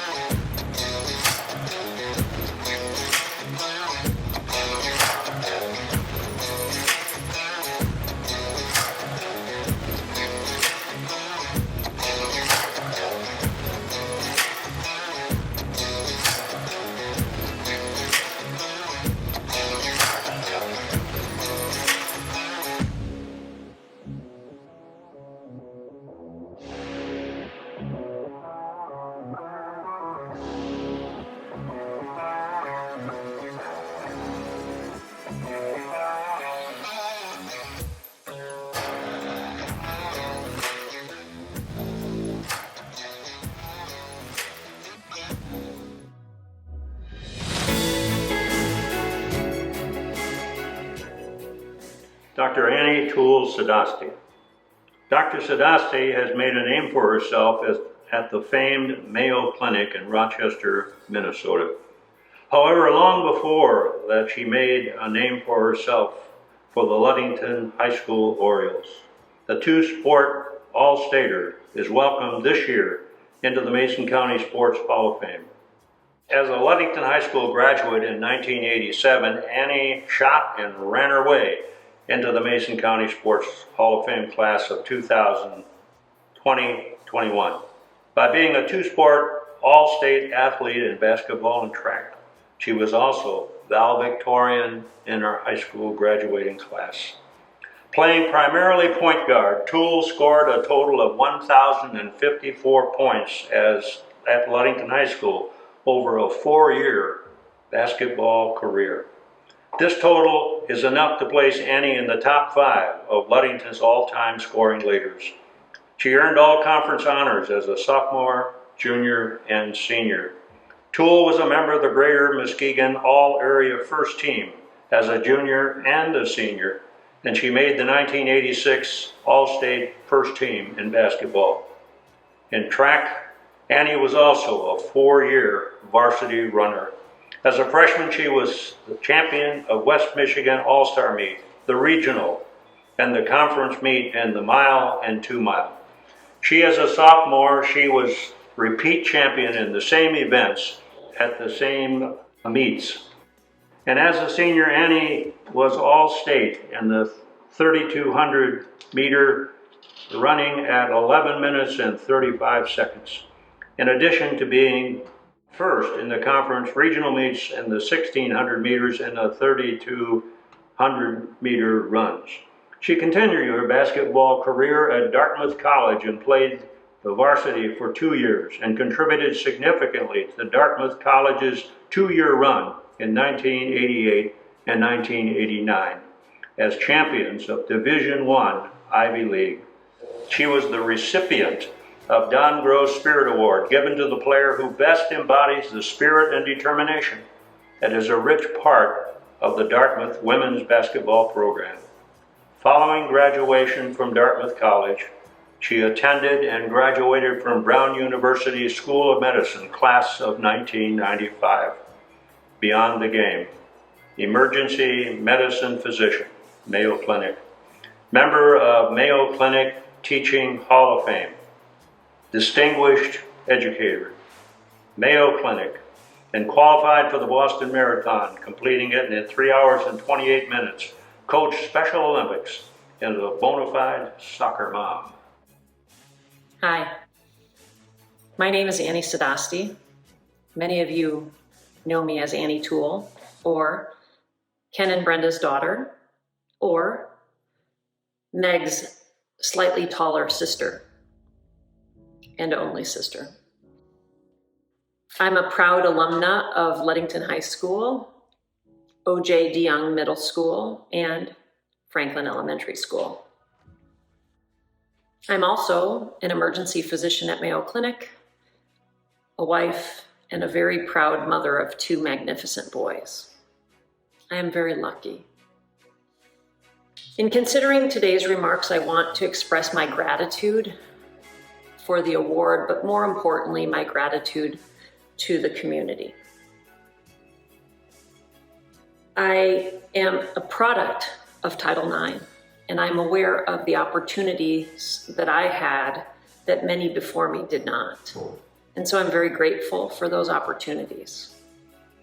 I'm eternally grateful to my parents and sister for their undying love and support and fun. My foundational lessons occurred at 901 Holly Lane, and I leverage those lessons every day and will always be grateful to them for all they gave me and still give me. Meg was also a really great partner in crime. So thank you, Meg. It wasn't always easy being my little sister, and I'm sorry for all of the imperfections that I levied at you. I love you.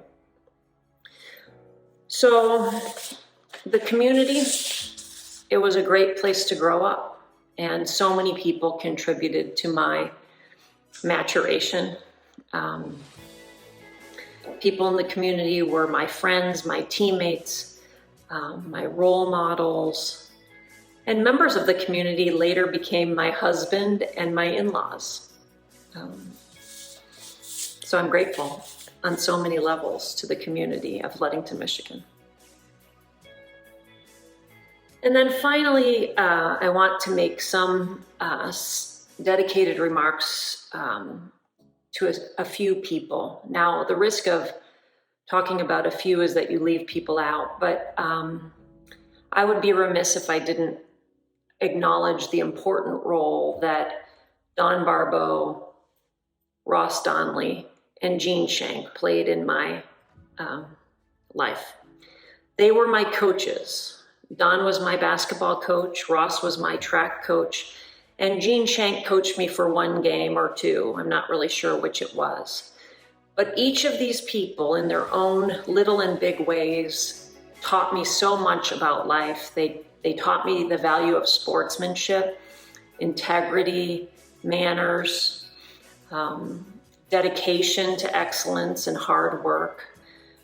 They all opened up their homes to me and God knows how many other kids. And I always felt welcome. They also were subject to some teenage pranks along the way, and they were good sports about it. So they taught me a lot about dedicating yourself and being there for kids and the values that that brings in the lives of so many people. And so I'm very grateful to each of them, as I am many people who will go unmentioned but are not forgotten. So as I conclude, I want to thank you for the honor of the award and thank the community, my family, my teammates and friends, and my coaches and mentors for investing in me. And I hope that as I live life beyond the game, so to speak, I'm paying it forward in little and big ways. So with that, I offer my sincere thanks and appreciation for this award. Go Orioles.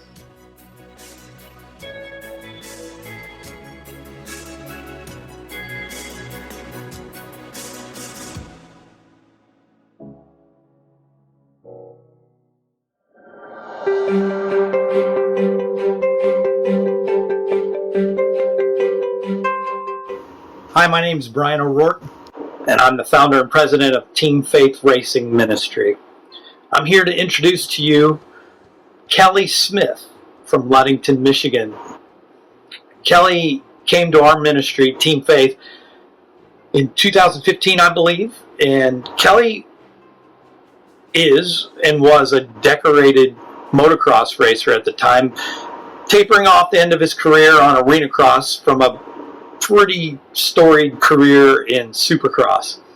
And what you should know about Kelly and his career in Supercross was that Kelly was a successful factory racer. Factory racer meaning the factory teams like Factory Yamaha and Factory Kawasaki gave him a factory ride with a factory salary and factory unlimited resources to go race and compete and win at the factory level.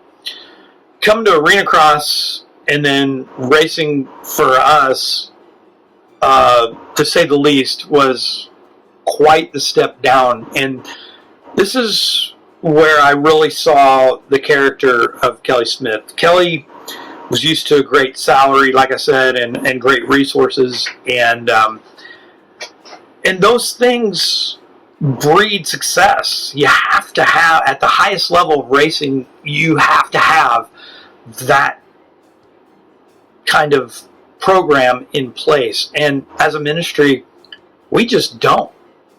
And in fact, part of our vetting process with getting athletes to come on board with us is to let them know that this is not a factory team and we do not have unlimited resources. And what I love the most about Kelly is that he was willing, quite frankly, to sacrifice those things because he recognizes that he had a talent and he had opportunities because of his stature and his status in the racing community, and that he had some opportunities with resources, although they weren't factory resources, they were resources that he possessed to preach the gospel basically and glorify God boldly and publicly through this format of our race team and a ministry. And Kelly stepped up to the plate and did a great job for us racing, but he took it one step further and he did a great job for us preaching the gospel. In fact, we provide a church service at these races that we go to, and Kelly would actually, and does actually, preach for us. One of the examples I want to use for the sake of telling the story of Kelly's humility is this past 2020 season, in the midst of COVID, we had a limited race schedule on watercraft racing, which Kelly made the transition from being a factory motocross racer into racing for us on motocross, and then is finishing his career out racing watercraft. His adaptability to do that is really incredible to watch, and I'm always chuckle and like it when he does do well at watercraft racing. And we were at the 2020 World Finals of watercraft racing in Lake Havasu City, Arizona, and his teammate at the time spent all week testing and tuning Kelly's boat and ski to get it ready for Kelly to literally just fly in, throw a leg over it, and then race it.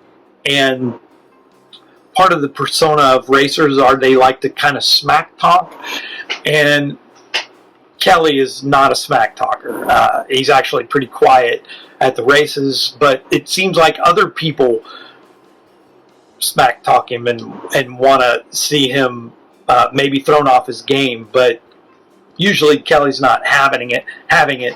And Kelly went out on the first moto and had such a huge lead. He was way ahead.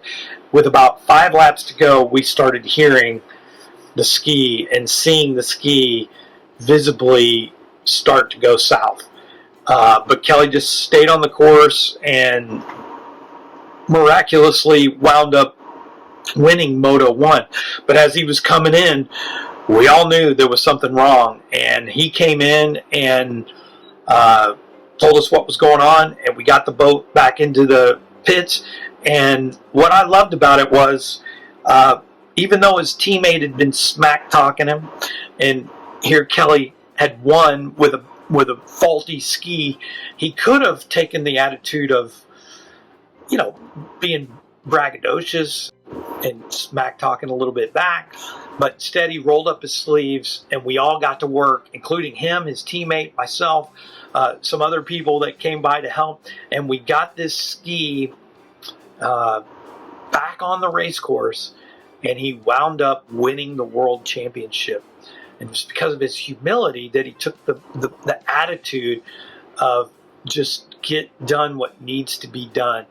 And I love that the most about Kelly, and I am proud and honored to introduce to you this great guy, this great racer, this great motocross racer, this great watercraft racer, and this great man of God to you, ladies and gentlemen, Kelly Smith.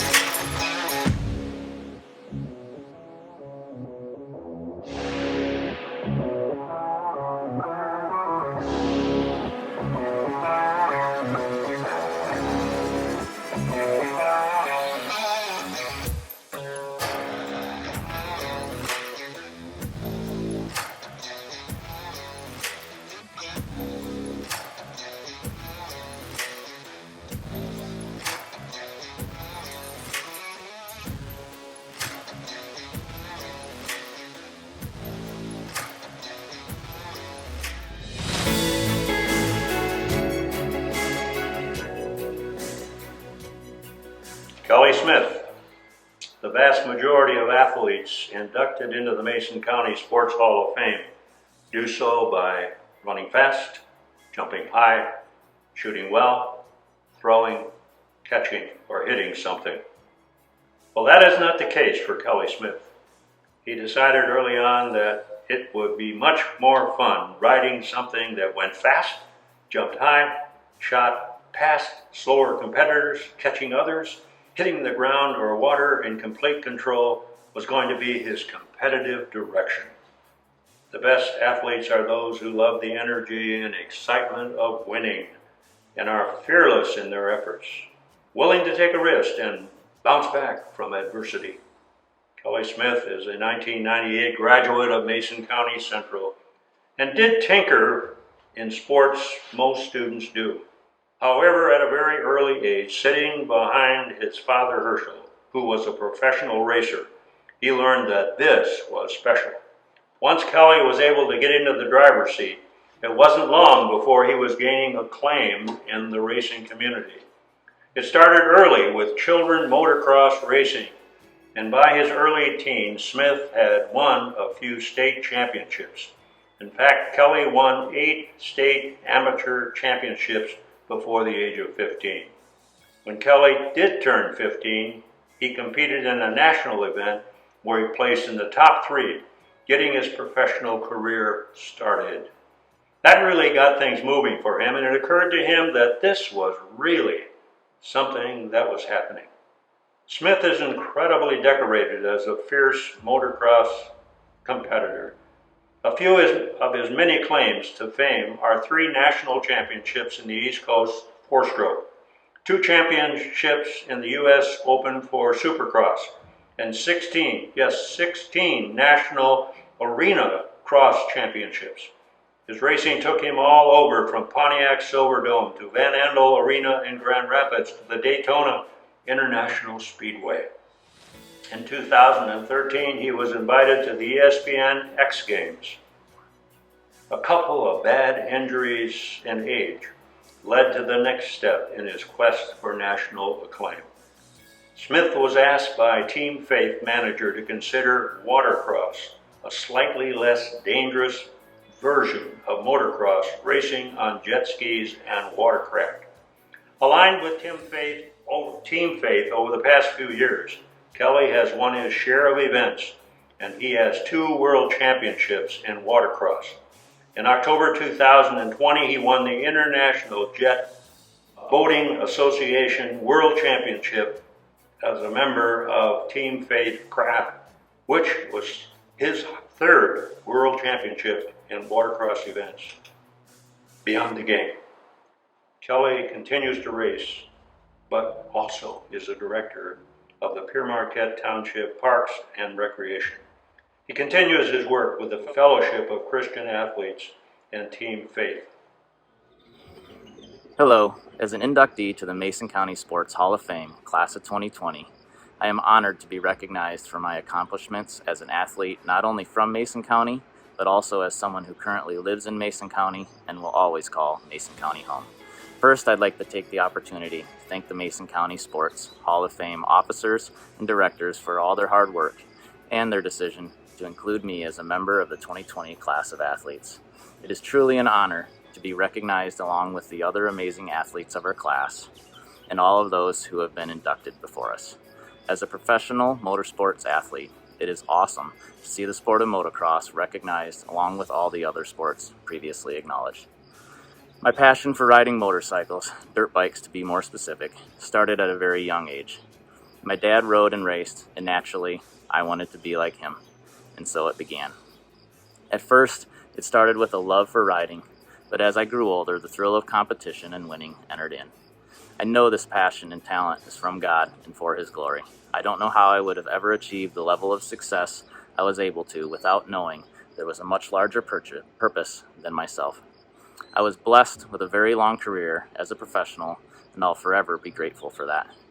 Next, I must thank my parents for all the sacrifices they made over the years, oftentimes selling personal items in order to fund our efforts to travel the state and the nation. I must also thank my wife, Kristen, for all the support over my entire career, many times taking care of our young family in my absence.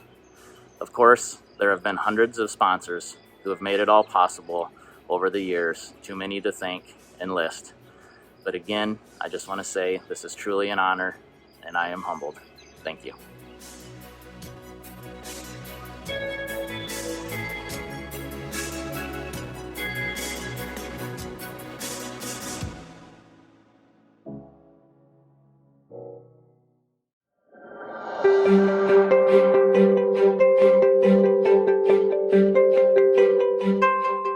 Hi, I'm Dave Hammond, former head coach of the Mason County Central High School volleyball team.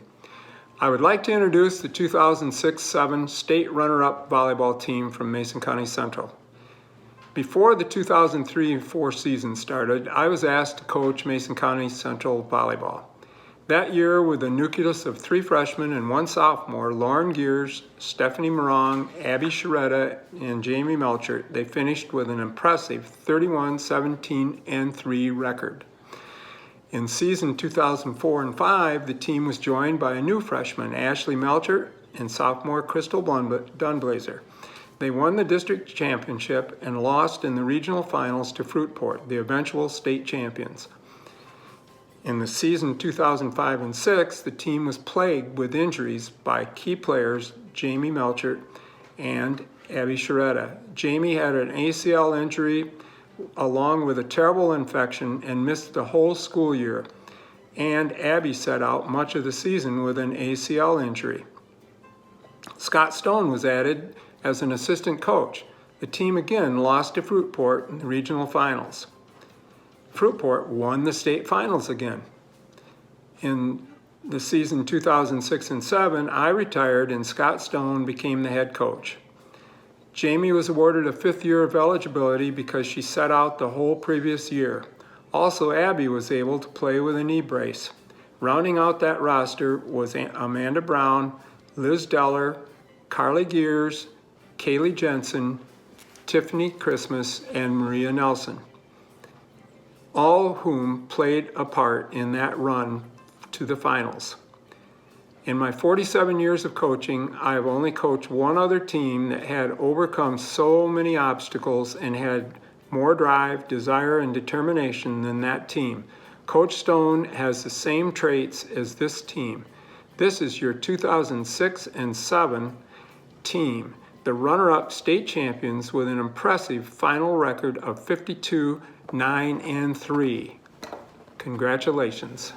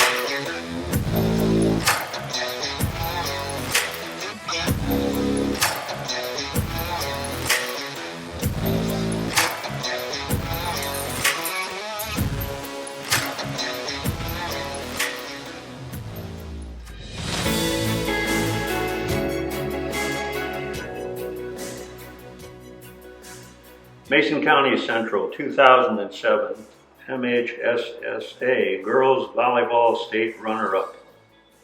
The Mason County Central Girls Volleyball Squad from 2007 arguably is the best girls volleyball team to ever come from Mason County, and we are honored to welcome them into the Mason County Sports Hall of Fame.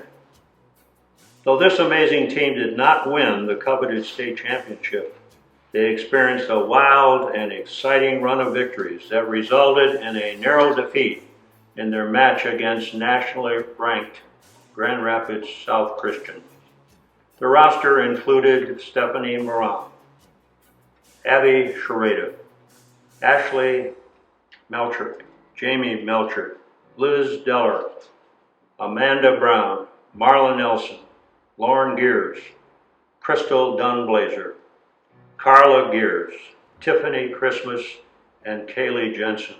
The team was coached by Scott Stone with assistant coaches Cheryl Swinehart, Shelley Mellison Christmas, and Amy Stone.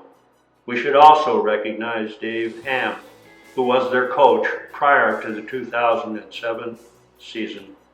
This special volleyball team saw their competitive championship begin early on in their high school years. This group of girls experienced winning 4 MHSAA district titles and many invitational titles in their high school years, leading up to their 2007 exciting run to the state finals. The 2007 season started off slow, failing to even advance out of pool play in their initial invitational. However, after a few adjustments, some soul searching, the ladies found their winning ways and never looked back.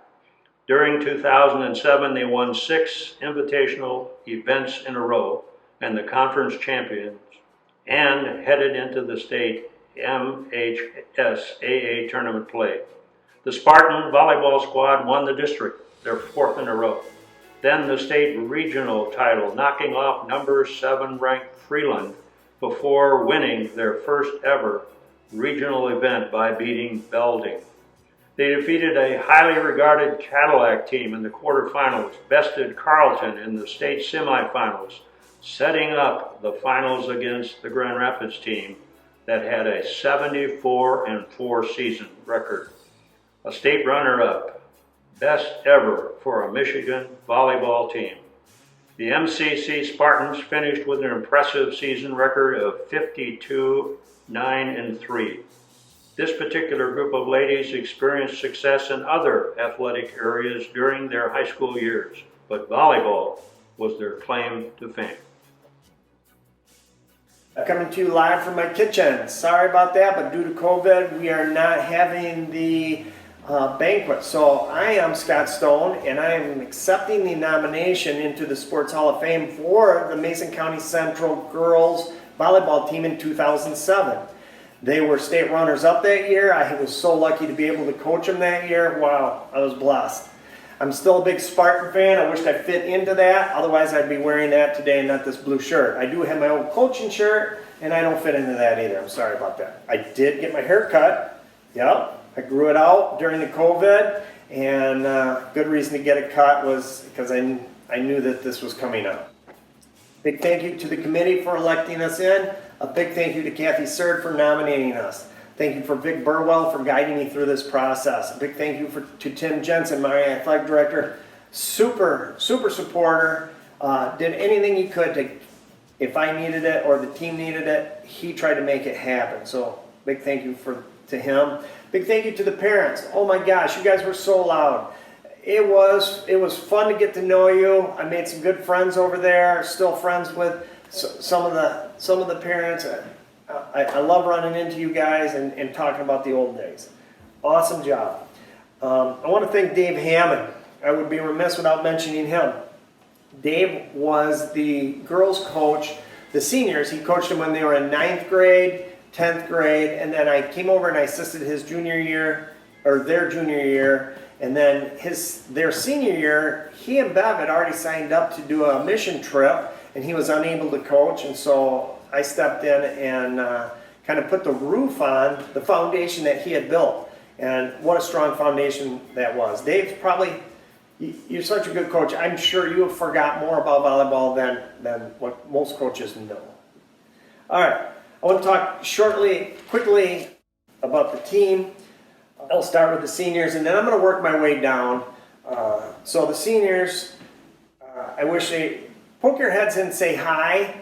I live out here on Pierre Marquette Highway, and you're always welcome. I have plenty of any type of beverage. If you have kids that like to fish, we have a pond out here you can fish in. So anyway, Lauren, Giersey, I'd love to see you. Okay, I see you got married. Congratulations. Crystal, Bunny Foo Foo Dumblazer, I miss you. You're such a sweetheart. Stephanie Morong, Amber Shredder, where are you? What are you guys doing these days? I try to creep a little bit on Facebook on you to see what's going on. You don't put a lot of posts up there.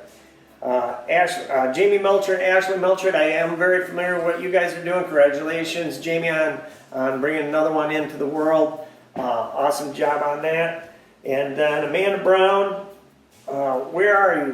What's going on? I do see you put some stuff on Facebook every now and then.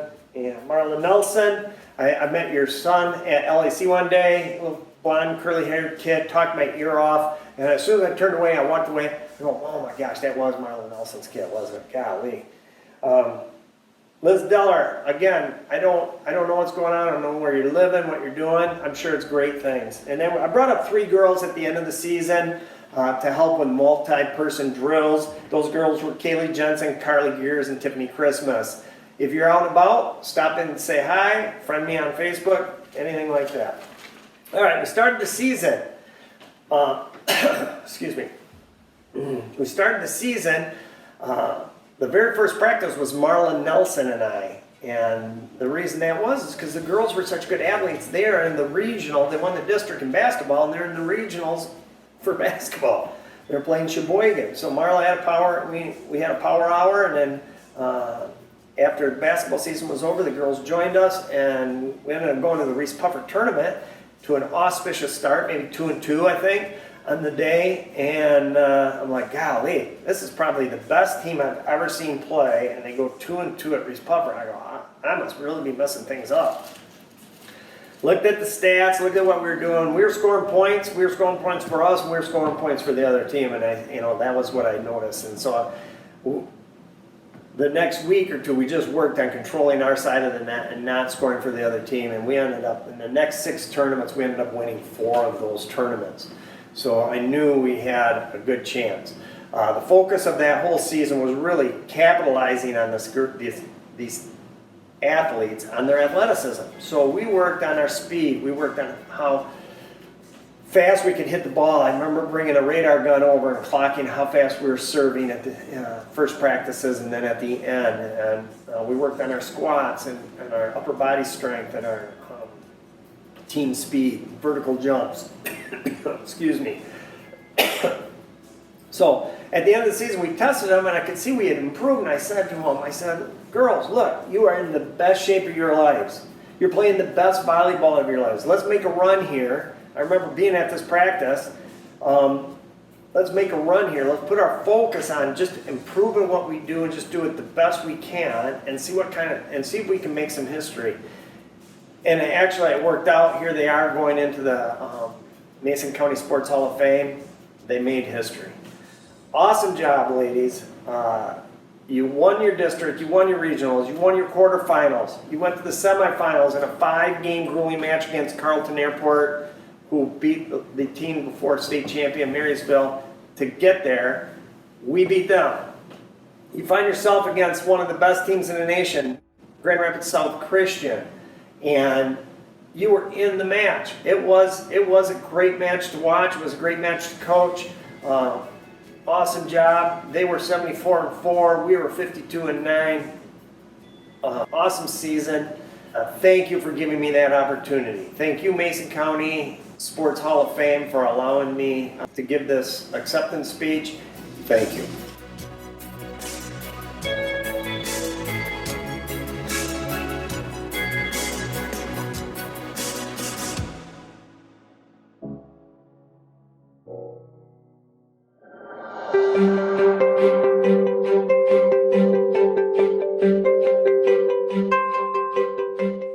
The Ludington Mariners in 1921 had a banner team and a banner season. They excelled in every dimension of the game. They had a team batting average of over 300. They led the league in home runs. They had the best pitching staff. They had the best fielding team, and they stole the most bases. To illustrate how they could run, in one inning, in one game, they stole 4 bases. The manager of the Grand Rapids team in the league said, "I would trade my whole squad for 2 or 3 of those stars on the Mariners." In early August of that year, the Mariners, and that would be the Ludington Baseball Association, sold Clarence Brown, a star pitcher, to the Brooklyn Robins. They weren't called the Dodgers then, they were the Brooklyn Rogers. And they sold 4 other players to the Boston Red Sox. Here's a team picture of the 1921 champion Ludington Mariners, and you see there's a lot of players. This photo was taken during spring training, and the league had a restriction that you could only have 15 players on your roster. And the manager, Jim Sharp, played third base on this time. Hall of Fame manager and a venerable baseball personality named Connie Mack said that pitching is 85% of the game. And that must have been partially true about these Mariners because they had 3 20-game winners. This next photo is out of my collection, and I really like it because it shows the pitching staff. If you look to the far left, you'll see Oscar Johnson, 20-game winner. You look to the far right, and there stands Bill Shoup, a 20-game winner, and next to him is Clarence Brown, another 20-game winner. Well, because the Mariners won the Central League and the London, Ontario Tecumsehs won the Michigan-Ontario game, they decided to play a little World Series or a postseason series. This was a really big deal for Ludington. And the night before they left for Canada, the city had a wonderful banquet at the Stearns Hotel. And the next morning they got on the train and headed to Canada. And to accentuate how important this was, the publisher of the newspaper, a man named Sutherland, went along to write the game accounts of every contest. Well, they played the first 3 games in Ontario. The Tecumsehs won the first 2 games and Ludington won the 3rd game. And then Ludington returned back home. And when they got to the depot, there was a crowd of people to welcome them and the local band. Now let's take a look at the ballparks they played in. We'll start with the home field for the Mariners, which was called Culver Park. And in this panoramic picture that we're showing you, it's game action. And you get a feel for where the ballpark was located, down at the waterfront. You can see a structure that's dark in the left. That's the big grain elevator that thousands of bushels of grain were put in and were hauled across Lake Michigan to markets by the PM car ferries. And then you can see that the ballpark was close to PM Lake, and you can see a car ferry there. So if you really hit a long home run, it might end up in PM Lake. And here's another picture taken from a different perspective. You're looking over the left field fence toward the grandstand. You can see a full-blown grandstand with bleachers going down both the right field and left field line, a palisade fence around it, and dugouts. This was a special ballpark where the Mariners would play their home games and play the 4th game of the series with the Tecumsehs. And in that game, there were 3,041 fans that attended that first home game in the postseason in a ballpark that only could allow seating for 2,000. So a whole lot of folks were standing up. They won that game, so they went up 3-2 in the series, which was the high water mark. And the next day, they lost to Tecumseh. But there was an agreement before the series began that you had to win 5 games to be the champion. And there was also agreement that after you got to this point, then you had to play on a neutral field. And both teams then went to Grand Rapids and played at Ramona Athletic Park in that city. And the Tecumsehs prevailed, winning the last 2 games. Despite losing this post-series, History records that the 1921 Ludington Mariners were the finest team that Ludington ever fielded in its 7-year minor league history. Now I want to show you a picture of an actual program from the 1921 season. And I want you to focus on the cover because you'll see that J.B. Smith is the president of the Ludington Mariners. And J.B. Smith was a businessman. He had a billiard parlor in downtown Ludington, and that's where you had to go to buy tickets to go to the games. And many of you have been in the same building. It's now called the Sportsman's Bar and Restaurant. And then look down further in the list of the board of directors and you'll see somebody that's named K.L. Ashbecker. Well, he was the first person to establish a radio station. And the way the call letters for radio stations were, if you were in the western half, the first call letter was a K. If you were in the eastern half of the United States, which Ludington was, it started with a W. So think of W.K.L. Ashbecker A. WKLA Radio. The home field for the London, Ontario Tecumsehs is in London, Ontario, Canada. And this is a picture of the ball field. It's a modern day photo, but it's the same diamond in the same outfield that the Mariners played in the postseason in 1921. And then ironically in the 1880s, the Detroit Tigers had their Double-A team playing on this same field. The 1921 Ludington Mariners championship team. If genies were real and one rang my front doorbell, and upon opening it said, "Bill Anderson, we know you love baseball, and I am here to tell you that you are going to be sent back in time and watch 3 professional baseball games. Tell me which games you want to attend." I would include watching the 1921 Ludington Mariners defeat the London Tecumsehs 4-3 on September 25 at Culver Park in their postseason championship series. Ludington had won the Central League with the second-place Kalamazoo team way back 17 games in the standing. The Mariners excelled in every aspect of performance. Pitching is such a critical part of a competitive team, and the Mariners were stacked with 320-game winners, with only one other hurler reaching that level of performance in the whole league. Bill Shope won 25 games. Oscar Johnson and Clarence Brown both won 22. On August 22nd, Shope pitched 2 complete games, winning both ends of a doubleheader. 3 days later, Brown duplicated the Iron Man performance by going the distance twice, notching 2 victories and another doubleheader. On August 28th, Clarence Brown pitched a no-hitter against Grand Rapids, allowing only 1 runner to first, and that was on an error.